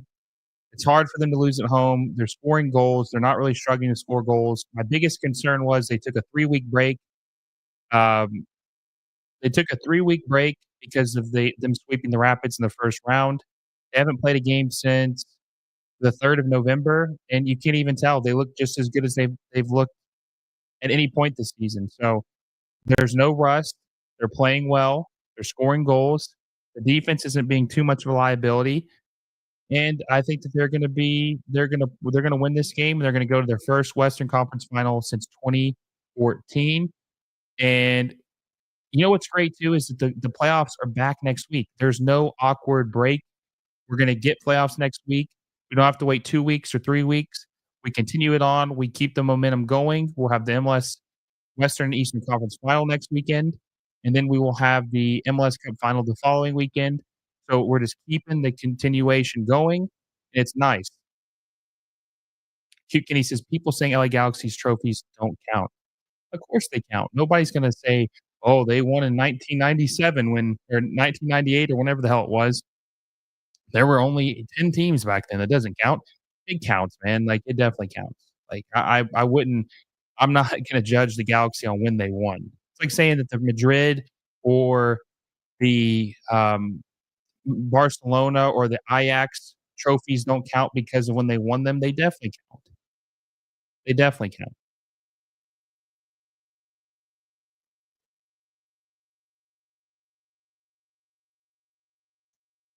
Matthew Garcia says Red Bulls versus LA Galaxy MLS Cup final. That's the running theme. That's what everybody's saying. They think that that's what's going to be. I would tend to agree with that. I think that it's going to be a Galaxy Red Bulls MLS Cup final, which nobody predicted that's what would happen. I actually predicted LA Galaxy and Inter Miami final, but that's obviously out the window. They got bounced in the first round, let go of their coach, and then they hired Javier Mascherano, and the rest has been history. They're gonna we'll see what happens with them. Now, I did hear from a source that said that Tata Martino was forced out. He didn't leave on his own accord because he lost the locker room at like a year or a month before the season ended. He lost the locker room. The players weren't really receptive of his message anymore. They grew tired of him, and he it just wasn't working out.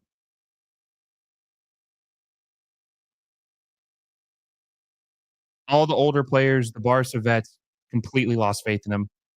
Got my friend Shia here. What's up, man? How's it going? How's it going? Well, are you scared? Obviously, so Cheyenne is with Rave Green TV. He's a huge Sounders fan. I wanted him to come by and let us know if you can't tell. I want him to come by here and tell us what he thinks about the first half because whoever wins this game is going to play his team next week. Are you scared shitless or are you feeling pretty good? I wouldn't say I'm scared shitless, but this game's been good, bro. I think it's been the best game of the playoffs so far. It's not even close. I mean, most of the games were what scoreless draws that went to penalties. Bro, for Sounders fans, this is like heaven right now watching this because a lot of Sounders fans are probably watching this and they're like, and I'm just like, bro, we have not seen this exciting of a first half of a game. Like, it's had everything. Galaxy score multiple goals, penalty miss, then penalty score. Like, this game's been crazy, but like to a degree, I am scared of the Galaxy because, like, dude, it's just crazy how quickly they can just turn it on. Like when you were saying that, like yesterday after the Sounders LAC game, when you were like, "Oh, like Galaxy at home are kind of crazy and this and that," and I was like, dude, Will's probably waffling a little bit. Like he's probably exaggerating a little bit, but I'm watching this and I'm like, dude, shit, like they look so good. You know what's a crazier stat that I saw than their undefeated home record? It said that in the last, I think it said in the last 35 matches where the Galaxy have led at any point in the game, they are 28 wins, 0 losses, 7 draws. So if they take a lead at any point in the game, they do not lose. Raps. Yeah.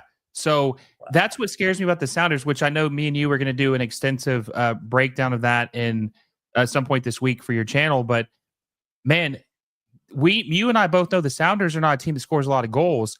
So if this is what happens, they are cooked. They're not going to be able to score a goal scoring contest. That's what I was gonna say is if the game against the Galaxy pans out at all, like how this game's going for Minnesota, big shout out to Yeboah because that guy is just an absolute beast. That guy is the goal he scored. It just came from nothing, and that's kind of what kept them alive in this was that first goal. Because honestly, if Yeboah doesn't score early on for Minnesota, I don't know if they are really in this contest because I think it helps at least it gives them that little bit of faith because even when they go down 3-1, I think they even knew like, oh, we could still get one more, and then it's only one more goal after that. So it's like Yeboah's very much helping that out on the offensive third. Obviously, Lud could come into play at some point, XYZ, but if it becomes a scoring fest, which I don't think Seattle will let that happen. I don't think they'll let it happen, like let it become a scoring fest. But if it does, yeah, I mean, I know Morris scored. Some people's opinions might have changed, but it's like I don't know if we have multiple goals in us. I think one guy, especially, I think a lot of people still, a few of my friends were texting me. They were like, still, even regardless of the result, everyone was like, yeah, I don't really care for Rusnak to be coming back and whatnot. Like their opinions hasn't changed it on, like, for example, for him.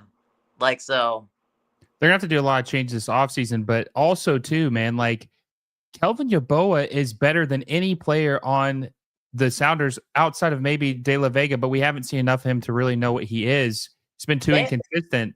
dude, fans were going in on De La Vega after that game. They were not happy about He didn't do anything. He really didn't do anything in that game. I mean, he had the assist to Maxime Chanot, but that doesn't even count.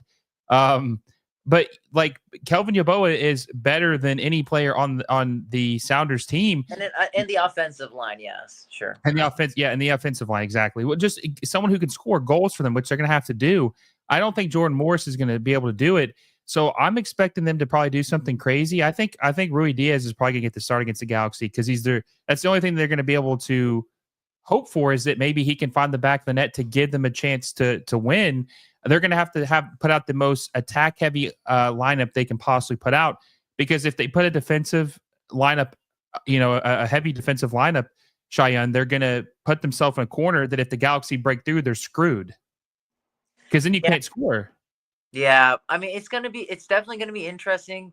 I don't want to jump the gun too much on whoever we get because I want first this game to wrap up because Minnesota are still in it. They're still in it, so I'll give them the benefit of the doubt. But do you get jealous or do you have any envy when you see the Galaxy spend $20 million in the offseason, get Peck, get Paintsel? You don't even have your team. We didn't even mention this last night. I didn't mention it on my stream. You probably mentioned it on yours, but we didn't mention it in the after game thoughts, right?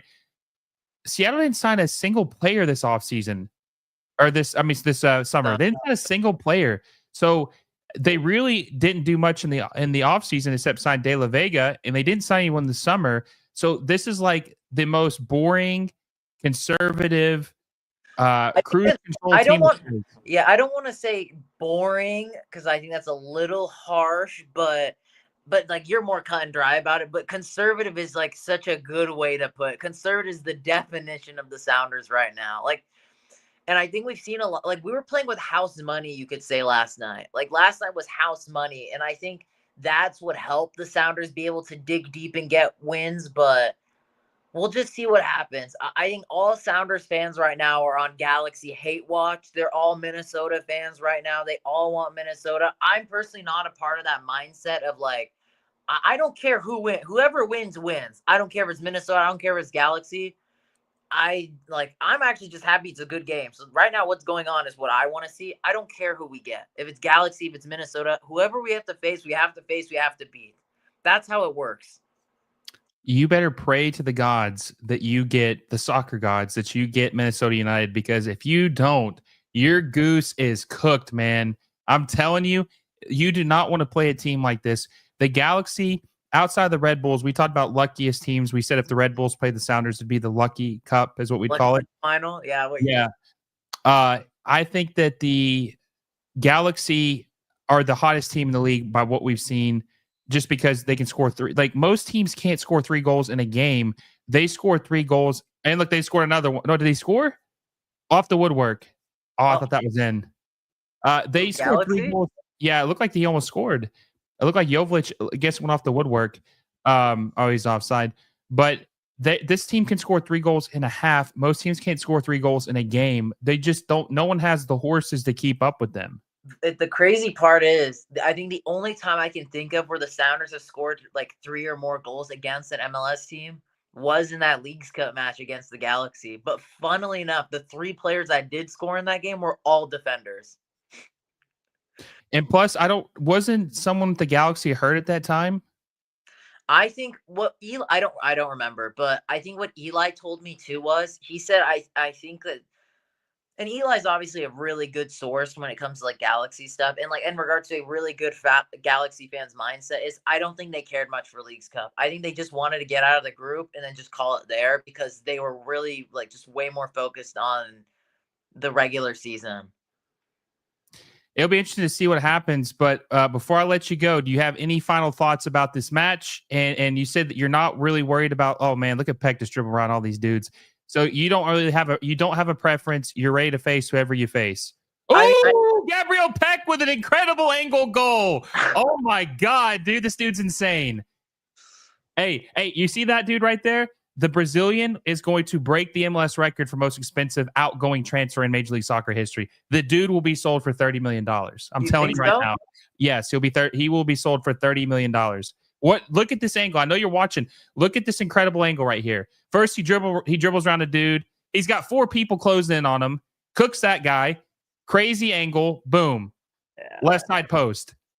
The thing is, what's crazy about this game is you keep thinking Minnesota might be back into it, and then they do some then they just go just start playing like shit, and then you're just like, how are they even in this game? And they're like, this has been a good game. This has been a good. It has. They just don't have the horses. That's ball game for me. 4-2 LA Galaxy over Minnesota. That's ball game.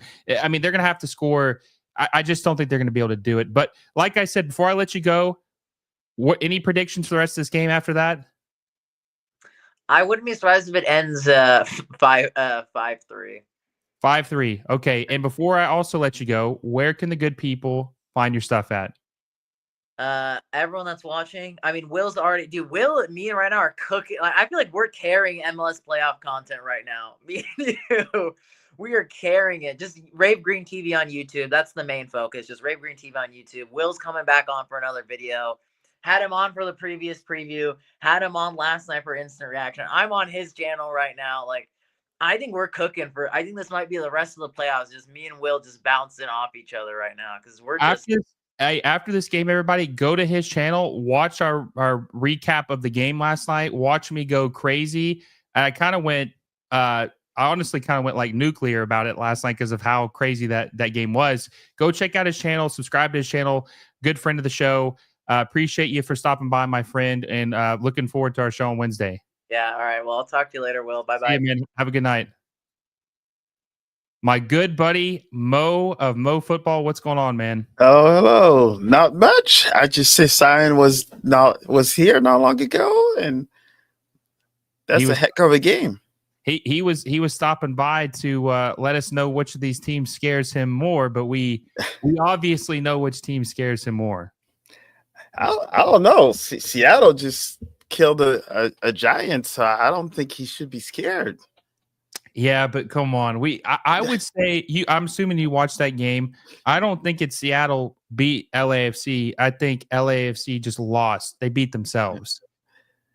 Yeah, and I think part of my predictions with other shows, I was pretty much saying that as long as LAFC is not scoring as early and as the game keeps going, then Seattle has kind of the endurance and the playoff knowledge to do it. And clearly they were the victors at the end. Yeah, I honestly though, Mo, we've been watching this playoffs, man. There's no team gonna beat this Galaxy, man. They can score too many goals. They're hard to stop. There isn't another team left in the playoffs that can score like they can score. Yeah, I think LAFC was the last one standing that actually had the players that had the speed and the dribble skills to do it. Now, LA Galaxy is scary. How they're managing this game, and looks like Roars is actually doing what he's known to be doing. Yeah, and also too, I don't think we've seen the last of them. We're 54 minutes into this game. They've already got 4 goals. They'll probably score another goal or 2, which is crazy. And they're playing. The talent is there, Mo, right? Obviously. Oh, yeah. It's not just that, though. It's the way they're playing. They're playing in sync. They have chemistry. They play off each other. Like watching Pooch feed these balls to Gabriel Peck down the flank is a masterclass. Like they just have all this chemistry. Yeah, and I think one of the things that I'm seeing, especially with Ricky Pierce, is that now that he had other players that are able to kind of take the attention off of him, now he's actually playing more freely, and clearly he's having the best of his life, which I think any players that have the skills level that he has, if they feel the freedom and the joy of playing, there's almost no one that can stop a player like that. And he's a Barca product, so I tell you what, it's scary. This might be the best attack I've seen in MLS history, honestly, just because of how well they play together. Paintsel is a speedster who can play with both feet, can create chances, can score. You've got Jovic, who's a clinical goal scorer. You've got Peck, who's incredible. Puig pulling the strings. Right. I mean, this team is incredible, man. It really is. And I'm not a fan of any team, you know that, but I am a fan of beautiful soccer, just like you are. You gotta give respect. I mean, they're playing free flowing soccer, and this is what we like to see. And you know, when a team is just playing so tactical and trying to play defense, like now Peck, you just saw the back heel dribble. That's a player that's feeling himself, and I don't care who you are. If a player is feeling itself during a game, there's almost no one that can stop him. And now they have like 5 of them in the attack. I don't know. LA Galaxy probably should be the clear favorite now. I feel like they have to be. And it says right now they're a 94% chance to win this game. And, Mo, there was 2 stats that stood out to me that they were, well, I knew about the first stat, but they posted this at the beginning of the game. The first stat is the LA Galaxy have not lost a single match this season at their home stadium. That's pretty impressive, right? This is the more impressive stat, though. While that is impressive, this one's more impressive. They said that when the Galaxy have led in any game, doesn't matter what game it is, when they have taken the lead at least one time, right, they have won 28 games, they have lost 0 games, and they have drawn 7 games. So when they take a lead in a game, they never lose. Right. Yeah. That's a little too high for Paintsel. Yeah. Oh, Paintsel, come on, that was a little too much, though. You think he's acting right now? Yeah, unless he got stepped on, but I mean, that was a jump like he looks like he got shot. No, I think he might be trying to work it a little bit too much, but they all are. Looks like Harvey's doing the same thing now.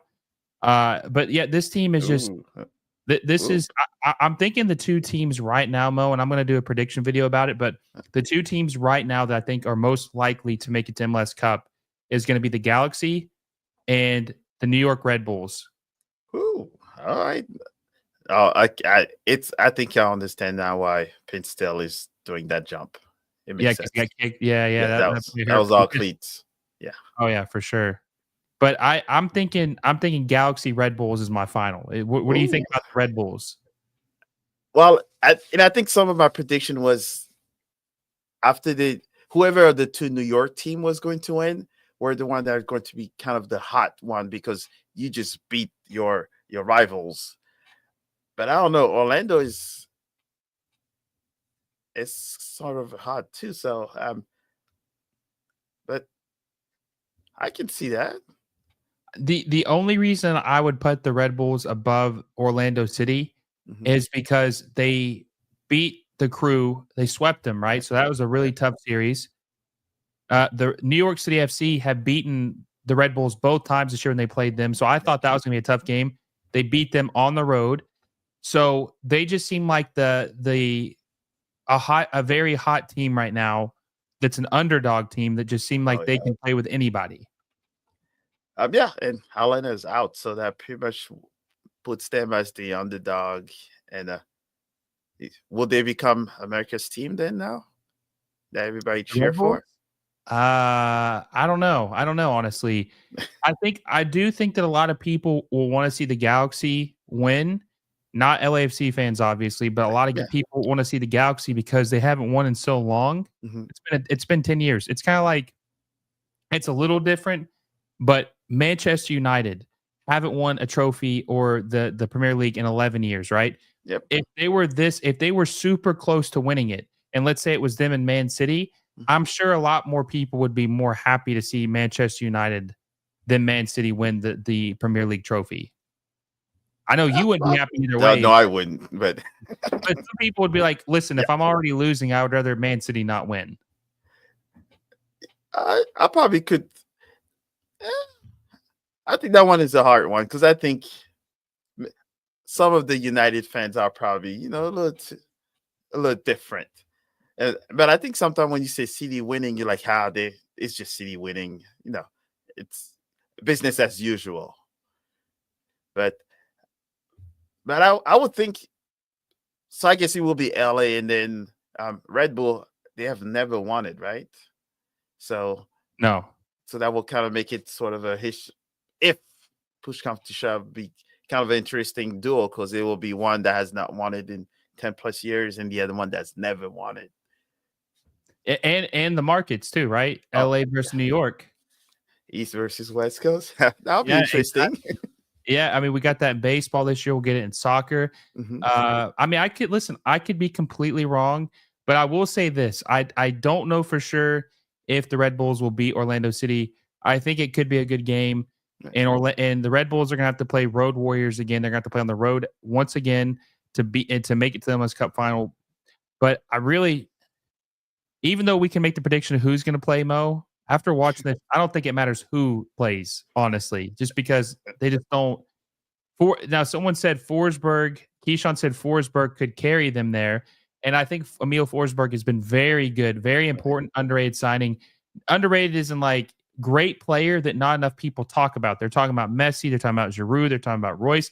Not enough people really talked about Forsberg coming to the Red Bulls and what he's done, but he's done a lot of great things and helped this team go further than anyone else thought they would go. But it's just tough for one man to do everything, Yeah. right? And I think that's why LA Galaxy is doing so well is because we're not talking 1, 2 players. And we're not talking just like the forwards doing all the work or the midfield. It's like it's the midfield and the forwards doing most of the work. And they have a sketchy defense, but as long as the ball stays up, that defense almost does not have to worry about it as much. And you see their defender scoring, Johnny Nelson scoring. I mean, We saw that beautiful goal, right? That was yes, beautiful. That was in yeah. the second game. So, and I think I saw that he already had a shot as well on this game. So, Yeah. they're showing us the most complete team right now, LA Galaxy. I agree. Keyshawn says Lewis Morgan's having a good season. Well, he is. No, he definitely is having a good season, but they just don't have enough yet. They're still one piece away, I think, from really winning the cup. But who knows? They could do it, right? I mean, anything is possible once you get to this. Now, We've Mo, seen it. I want to ask you about something else real quick. Your team hired a coach yesterday or Friday. Yes. What do you think about that? What was his name? What was the St. Louis City's It's coach? Olaf. His last name I might mess that one up, but let's just say Melberg? yes. Yeah, Let's Olaf. just say even my kids are happy because they're like, his name is Olaf, like the Disney Olaf. I'm like, well, take it easy a little bit, but and I think I was kind of happy for one. I think you've heard me say, not recycling coaches. So I was kind of happy it was kind of a young coach. Um, we saw that he's also a West Ham player that he used to play. So he has the experience of like high stage football. And he was also on the list to be the head coach for Sweden. So he also has that pedigree that, people are at least talking about him. Um, I don't know too much about him, so probably we'll have to do some more research. But I think the only thing is that he doesn't have MLS experience. I think that's probably the only caveat on there. Um, and my other question is how far, if was he on Lutz's list when he was searching for coaches? Because that will kind of determine, how the team itself was built, right? So, because if we know, if the coach has, if you have a list of 5 coaches, you almost know the type of player that he will like to have on his team. And if he was part of that early on list, it makes me kind of excited of what he can do with those current players now. My only concern about him is that he won a championship at his first club. I don't even know how to pronounce it. It's a Swedish club, Yes. but it was in the second division. He got a job in Denmark where he got fired after 8 games. And then he took over Helsingborg, where he got fired after 1 season, only winning 21% of his matches, minus 20 goal difference. Then he went back to his original job, and he only has a 29% win percentage. So Yep. I'm a little skeptical because I think they could have done better. I just don't see how. I was talking with a friend. I don't see how he is better than Bradley Carnell. I think that one is still might be a little hard to say if he was better than Carnell. I think Carnell's situation was that he was a victim of, the first season and, our roster looking like an emergency room with injured players. I think that was probably the perfect storm that led to him being let go. But also, I did see a lot of people saying that the teams that he was managing were also like low budget teams, that he was kind of working with what he had available at his disposition. So Yeah. it might be a kind of a challenge of, if you want to be at the top flight, that might be one. But hey, he's a young coach. So, they typically, will try new things and maybe a little bit more aggressive than someone that's a lot more experienced. Like you were talking, Manchester United, they've hired a coach that's very young that just played in Portugal. So it's a half decent trend, but I'm definitely curious to hear from him first. I mean, everybody deserves a chance, I guess. I'm just skeptical because I don't like the resume. We'll see what happens with him. Let's see. Mexican American 210 says, hello, welcome to the stream. Like the stream down below if you haven't already. Subscribe to the channel. We're less than 290 subscribers away from 5,000. We're going to hit that number by MLS Cup Final Day because of the support everyone has shown us. So make sure you subscribe. Hit the little bell notification so you never miss any of the live streams, watch-alongs, or any of my new videos. Now, let's talk about something else that happened yesterday. LAFC did terrible. I think they did not live up to expectations and lost their game against LAFC or against the Seattle Sounders. And I think there could be a coaching change. Now, here's the question I have for you. If they do fire Dolo, what would you think about? Now, this is a guy that I think you're kind of on the fence about. I think you love him as a player, don't love him as, I know you love him as a player, but you don't maybe like him as a coach. What would you think about Thierry Henry coaching this LAFC team?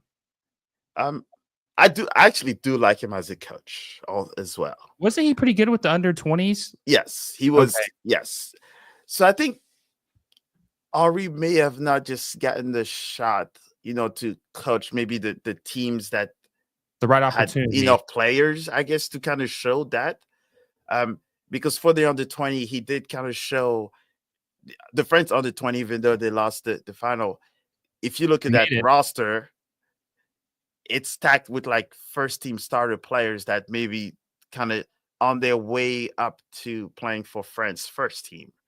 And he kind of built them up and kind of give them the freedom and the knowledge to kind of move up. And he's more like a how you call it, educator.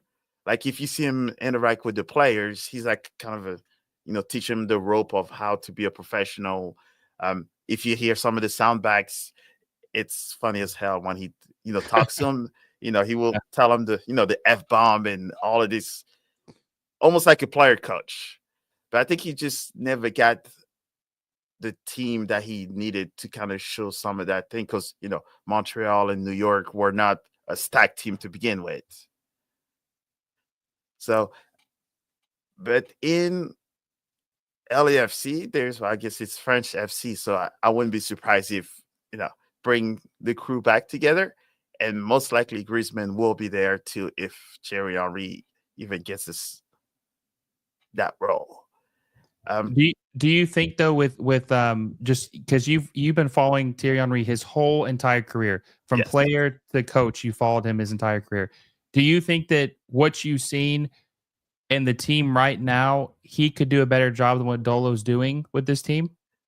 Well, he's more animated than Dolo because if you see him on the bench, he's most of the time sitting He's on his crossed it. chair. Yes, Yeah, he's crossed his and arms. have that smirk on his face.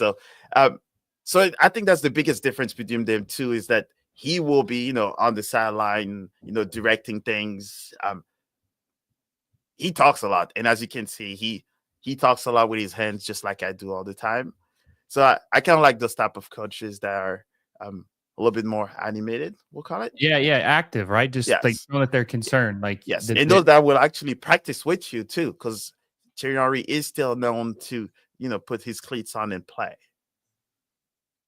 Oh, it looks like Mister knows about Olaf playing for Aston Villa. I remember Olaf Melberg playing for Aston Villa. If I'm remembering right, he scored the first competitive goal at Emirates Stadium. I was there. I know Villa went 1-0 up. It ended 1-1. Yeah, So, I mean, what he's got some fond playing memories of him. oh yeah, he did terrorize Arsenal. So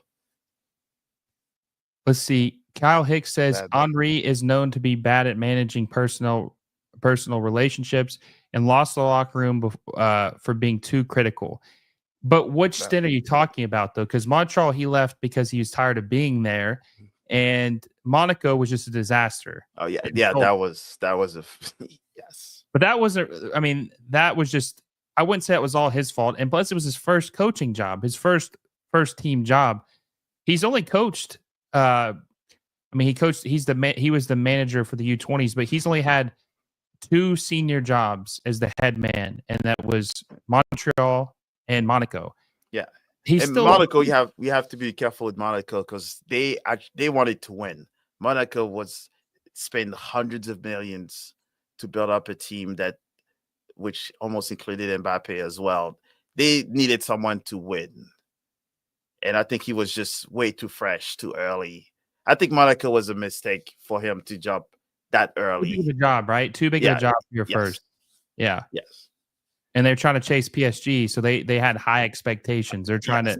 they were trying to out PSG. Yeah. So they had Lyon. They wanted to spend more than Lyon. They Lille. You know, yelling at players. I think they're grown men. They need to. But they'll respect him though because of who he is. I think it's different if it's just a random guy yelling at you, but it's Thierry Henry. And I think it'll be different here. I think it'll be different here. Now you watch some France U20, U20 development or Olympic games. Was he yelling at the players a lot during the game? He was talking to them, but was he doing what they're saying and just yelling at them the whole game? No, he was, and you even saw the celebration. They were making him dance, right? So I think it's almost like manage when you have the age group that you're managing. So his ways of managing the U20 French team was totally different than how he was managing grown adults. The Galactic Prophet says subscribe. Yes, guys, make sure you subscribe if you haven't already. We appreciate the support. LA Galaxy are cruising right now 4-2 over Minnesota United. It looks like they're going to advance to the Western Conference Final. But back to the Henry, I think they need some of that. Like you said, he's the complete opposite of Dolo. They need someone to hold him accountable. And I believe if Henry was the manager of LAFC, they would have probably won. We talked with Nick about this a couple weeks ago about all the championships they've lost. And me and you've talked about it. Most teams they wouldn't get the chance to lose anymore. I don't think Henry's losing all those. I think he's winning half of them at least. I think if you put him on the team that has a little bit maybe higher pedigree players, maybe, and that maybe understand how to play in high stake games, because I mean he will be able to tell them, hey, I play in such game, I played in such. This is how I manage the games. This is what I did. I've been there. Versus coaching someone that's never been there. Sometimes that conversation might be a little different. But us French guys, there's maybe a fake mentality that maybe we're a little softer because of what you see on TV. But when you get on the soccer field, I can tell you it is not as friendly as you think. The way he's talking now, it's most likely grew up speaking his entire life.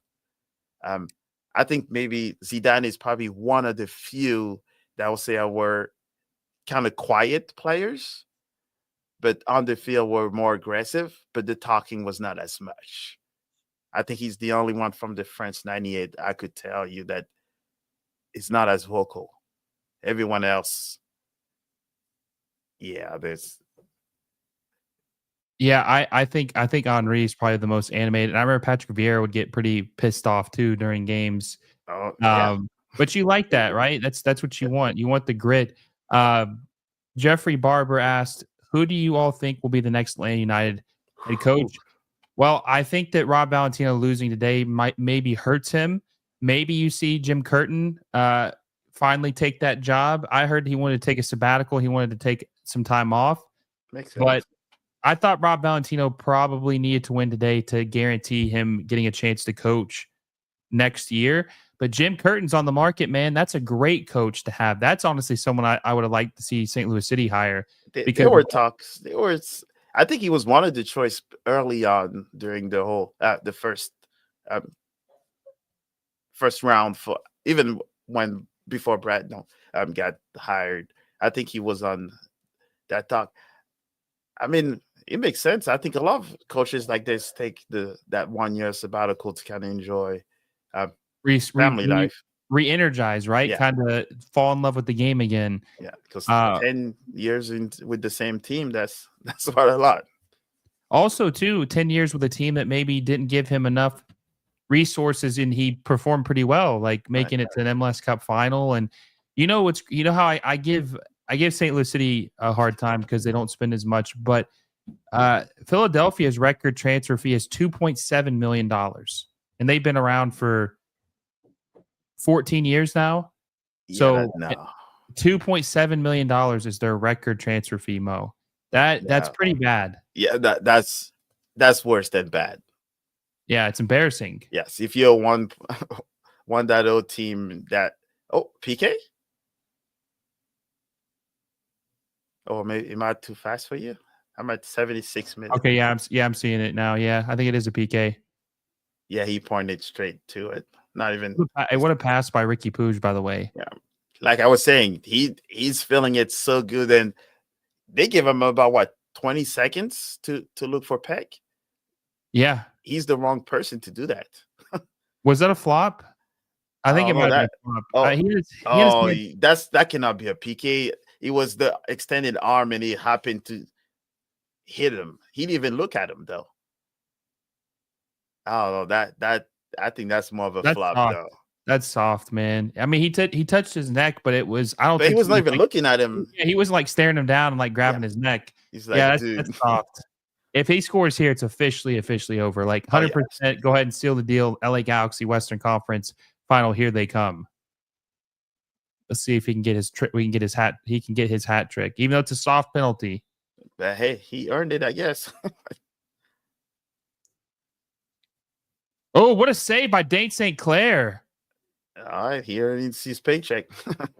Dane St. Clair, man. Great goalkeeper, by the way. Great young goalkeeper. That was a hell of a save. Let's watch this replay on this. Great save. Great save. Yeah. Hey, that's karma right there. If you flop and get a PK, sometimes karma will come back. And what is it they say? The ball never lies? Yeah, there you go. Yeah. Let's see what happens on this corner. Yeah, I think that I think this is going to be an interesting offseason too, which I'm a little upset with. I mean, it's just how it is, but it feels like the offseason's already taken over the playoffs. Like everybody's kind of moved on already. Like they're talking about all the 3 weeks. Yeah, yeah, exactly. But they're talking about all the new coaching hires. They're talking about the player acquisitions. I don't remember if we had talked. I don't think we have because we haven't talked since the last game.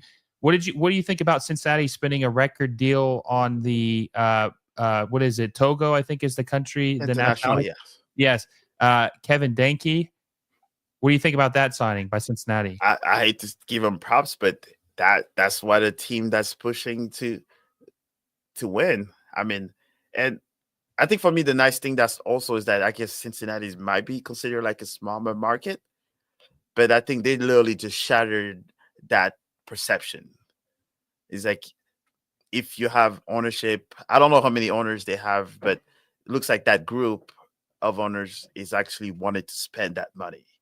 Um, that's why they did the whole sergeant from St. Louis when they, I think, come up with like somewhat 20 million or 25 something. million. This Yeah, guy, that's madness. this guy is way better than Josh Sargent. Way better. I don't know too much about him, so I will. But Oh, they're gonna score again. Joseph Paintsel. Just Jesus. wide, just wide by Joseph Paintsel. He's playing just like his country. Not so good. I had to tell you, it's Ghana. Yeah, there. Yeah. But yeah. So, but I would say Kevin Danke, one thing that is great about him is I think you got respect for the Belgian league. Oh yeah. And the Belgian league has a lot of African players. That's like them in the Eredivisie have a lot of young African talent.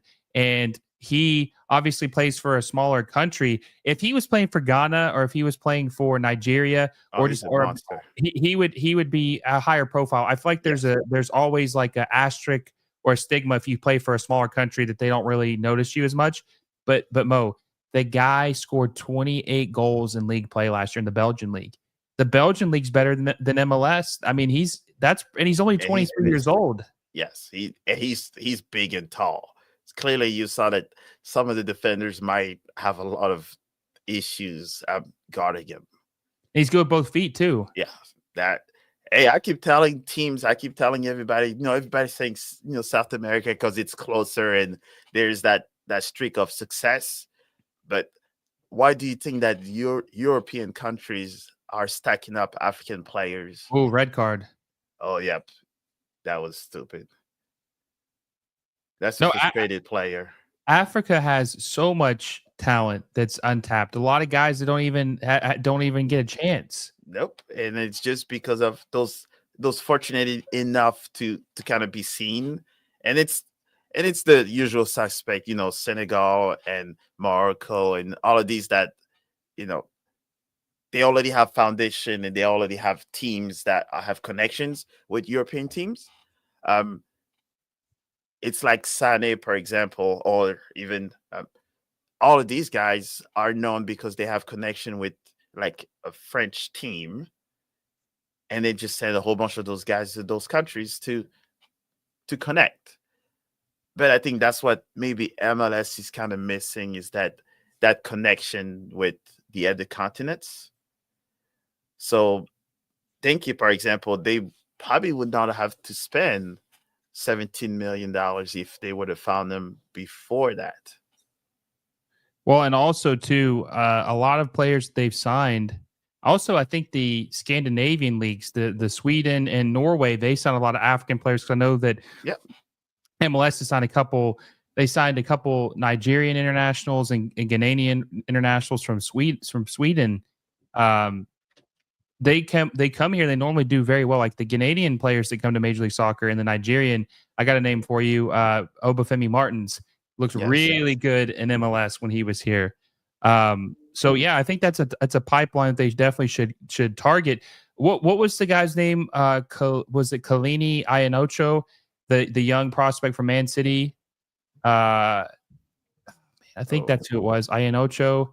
He was a Nigerian international, but he was like an academy product the MLS was trying to get, and like the Crew were trying to sign him a decade ago, and he ended up going to Man City. And I think it sounds familiar. And I think it was it a player from Clemson that actually also turned down MLS? I think so, yeah. And then just because he didn't want to be tied to MLS and stuck with their crazy negotiations with. So I think he went to like a USL team, and then I forgot his name.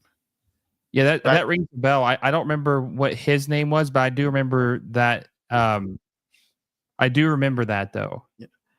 So I think it's one of those things that they probably will have to start thinking about, because think the only thing that's missing with a lot of the MLS teams is that they have yet to partnership with like academies across the world so that they can actually have those build, those bridges that, hey, we have this kid that's fairly good. Let's try him out, with X team, even before Europeans countries or, now Middle Eastern or find those guys, because that's how it all starts. So you will spend $1 million versus 17. 100%. So that Kalichi Iheanacho guy I was talking Yes. about, he plays for Sevilla right now. He played at Leicester City for the last 7 years, and he played for Man City for 2 years. So he played with top teams pretty much. Yeah, and he's got 57 caps for the Nigerian national team and 15 goals. That's a player then. I guess they missed out. They did, but there's oh man, I can't even remember the last time they signed a prospect from Africa. Now, this guy Denki, like you said, they could have got him probably maybe 10 times cheaper if they bought him a year or two ago, right? Yeah, I mean, I think that the profile of MLS now is building up. Oh, you see if Pencil? Oh, Paintsel puts it in 5-2. Yeah, too easy. Yeah, this is, you know what? You might as well just put LA Galaxy at the top and just give them a tentative trophy. I just don't know how. I just don't know how Seattle's going to beat them. Unless all of them choke, then I think that's the only thing. And look, Ed, did you just see who made that pass? Was it Puig? No. Who was it? Johnny Nelson, a defender. Johnny Nelson has been playing so well that I don't even know so Julian Aude is their normal left back. I think you got to roll with Nelson. Yeah. I mean, and now I'm starting to have buyer's seller's remorse now. I'm like, you were mad at him. Remember that? You said you were mad at him when he was here because at St. Louis. I wasn't really mad at him because we've had conversations, so I wasn't. Me. I'm not one of those fans that over criticize just for the heck of it. So players tend to be okay, I guess, when we talk. So for me, he was great. At the very initial, the 5, 6, 7 games that City were just running with everybody. He was one of the mainstay, and it's just, I think, a few mistakes that kind of cost him his role, and then someone else took over. So I think that was just those situations, and I think there was some contract situations that did not go well. That's why he was kind of froze from the team and left. But it shows that it doesn't matter how a player is doing at your team. Sometimes it's just a situation. That doesn't mean he's a bad player. No, exactly. Yeah. And I think he has an assist now. He does. And I think he's been playing very well. And yes, this team, man, they look damn near unbeatable. This is one of the best Galaxy teams I've ever seen. I'm not too familiar with them, but they've had big names, so it says a lot. They've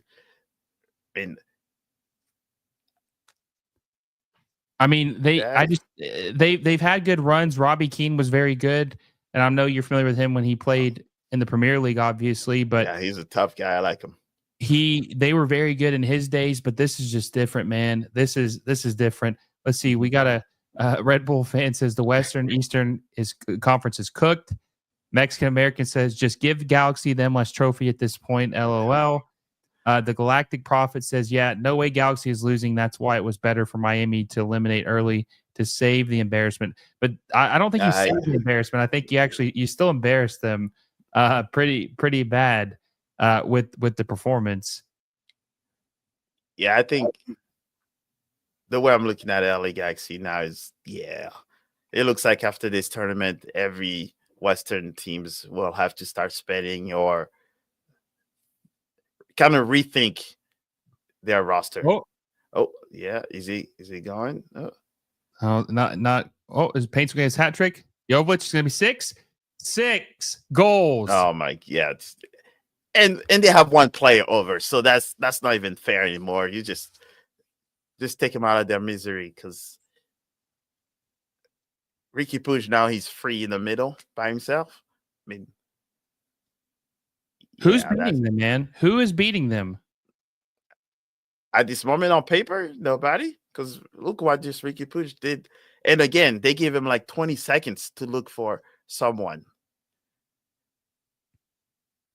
I just can't believe they scored 6 goals, man. In the playoffs. Hey, ladies and gentlemen, it's over. Yeah. I'm telling you, the Seattle Sounders have no chance. The Seattle Sounders have no goal scorers. They don't have any attacking talent that can compete with this team. Yeah. Their defense is good, but here's the problem. As soon as the Galaxy score 1 or 2 goals, keep in mind 4 less goals than what they've scored tonight. Who on the Sounders are going to come back, and who's going to bring them back to life?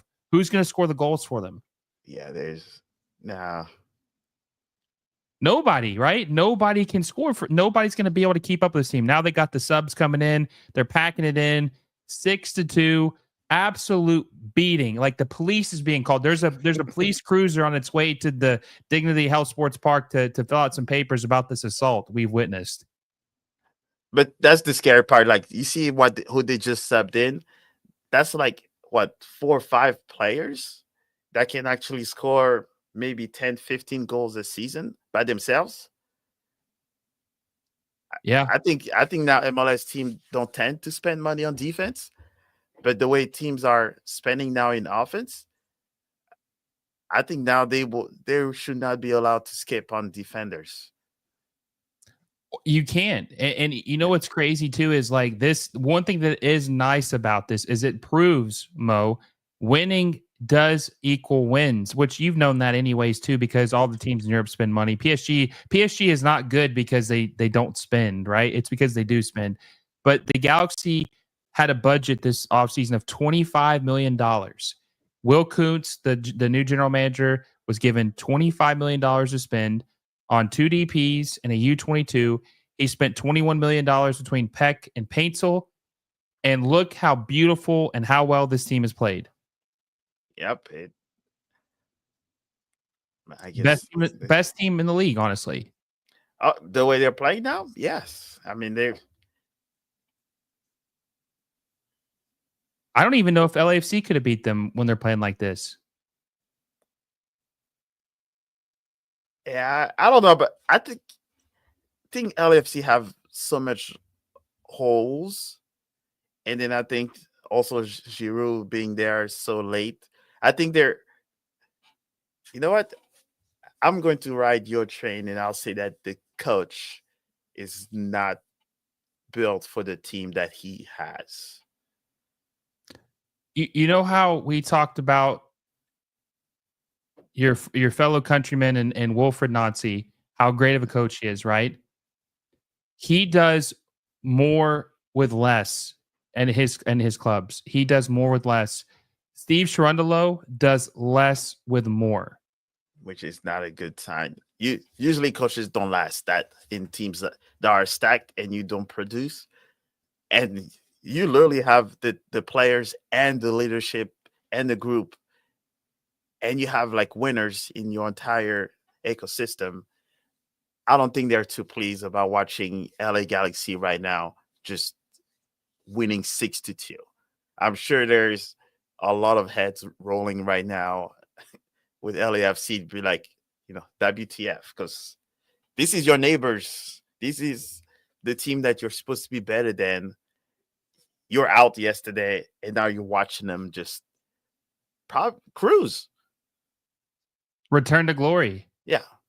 This would be like Man City watching Manchester United do better than them and win the trophy. Yeah. So pretty much, yeah, exactly. Watching United coming back slowly, and then you're out of the Champions League, and Manchester United is actually on their way to winning it. Or Chelsea versus, I guess, Tottenham or something like that. Yeah, I mean, I think they're gonna have to make. I was talking to Nick about it last night, and obviously Nick is upset because he's a huge LAFC fan. But I told him that if LAFC lost last night, it would hurt and it would be bad for the team, obviously, right? Yeah. But if the Galaxy win, it makes it even worse. Because they still have to endure the same coach. Makes sense. And a lot of people thought that Greg Vanney, the manager, they're officially won. The LA Galaxy will play the Seattle Sounders next weekend in the MLS Western Conference Final, and hopefully Mo will join us for that game as well. And yeah, hopefully they don't make it a 5 p.m. game. Yeah, hopefully, right? Hopefully it's a night game, man. That's crazy. Isn't that crazy to have games? I know you're not a big NFL fan, but have games on during the NFL in the middle of the afternoon and a Sunday. And not even that, is that we're like sport parents, so we have kids that play tournaments and games. I can tell you, I know a dozen kids right now that were mad that the MLS games were playing while they were playing their games. We had literally games playing at that moment. At like 2:30, it's like those kids were actually playing games mad because they couldn't watch the MLS. Like, you're just missing your entire market, which is the kids that are playing sports, the parents that are playing sports. Everybody was on their phone, most of them. Right? Yeah, so it's bad all around. It's bad. Yeah. They're not watching the kids. They're missing the game. They're trying to watch both. And they were fun games. I mean, yeah. No, exactly. This I had to miss part of it talking to you just because of that, because we were on the way back from a game. It's like, I think we'll be better next time. I think at least next week, you and I will probably do maybe a 7:00 game your time, which will be a little better than 5:00, right? A lot better than 5:00. But Mo, before we go, we went 2.5 hours. What's your thoughts closing out, and what's your thoughts about the Galaxy? I know we've been talking about it, but are they going to win MLS Cup this year? Unless they choke, that trophy is theirs. And I'm sure Seattle right now is like, what are we going to do? Like, scared. There's no team better at this moment. And they clicked at the perfect timing. Good at momentum at the right time. Yeah. Before I let you go, tell the people where they can find you, all your social media accounts, and what you do. Oh, that's a good question. So Mo Football TV and Mo Football Podcast. I'm in all social media.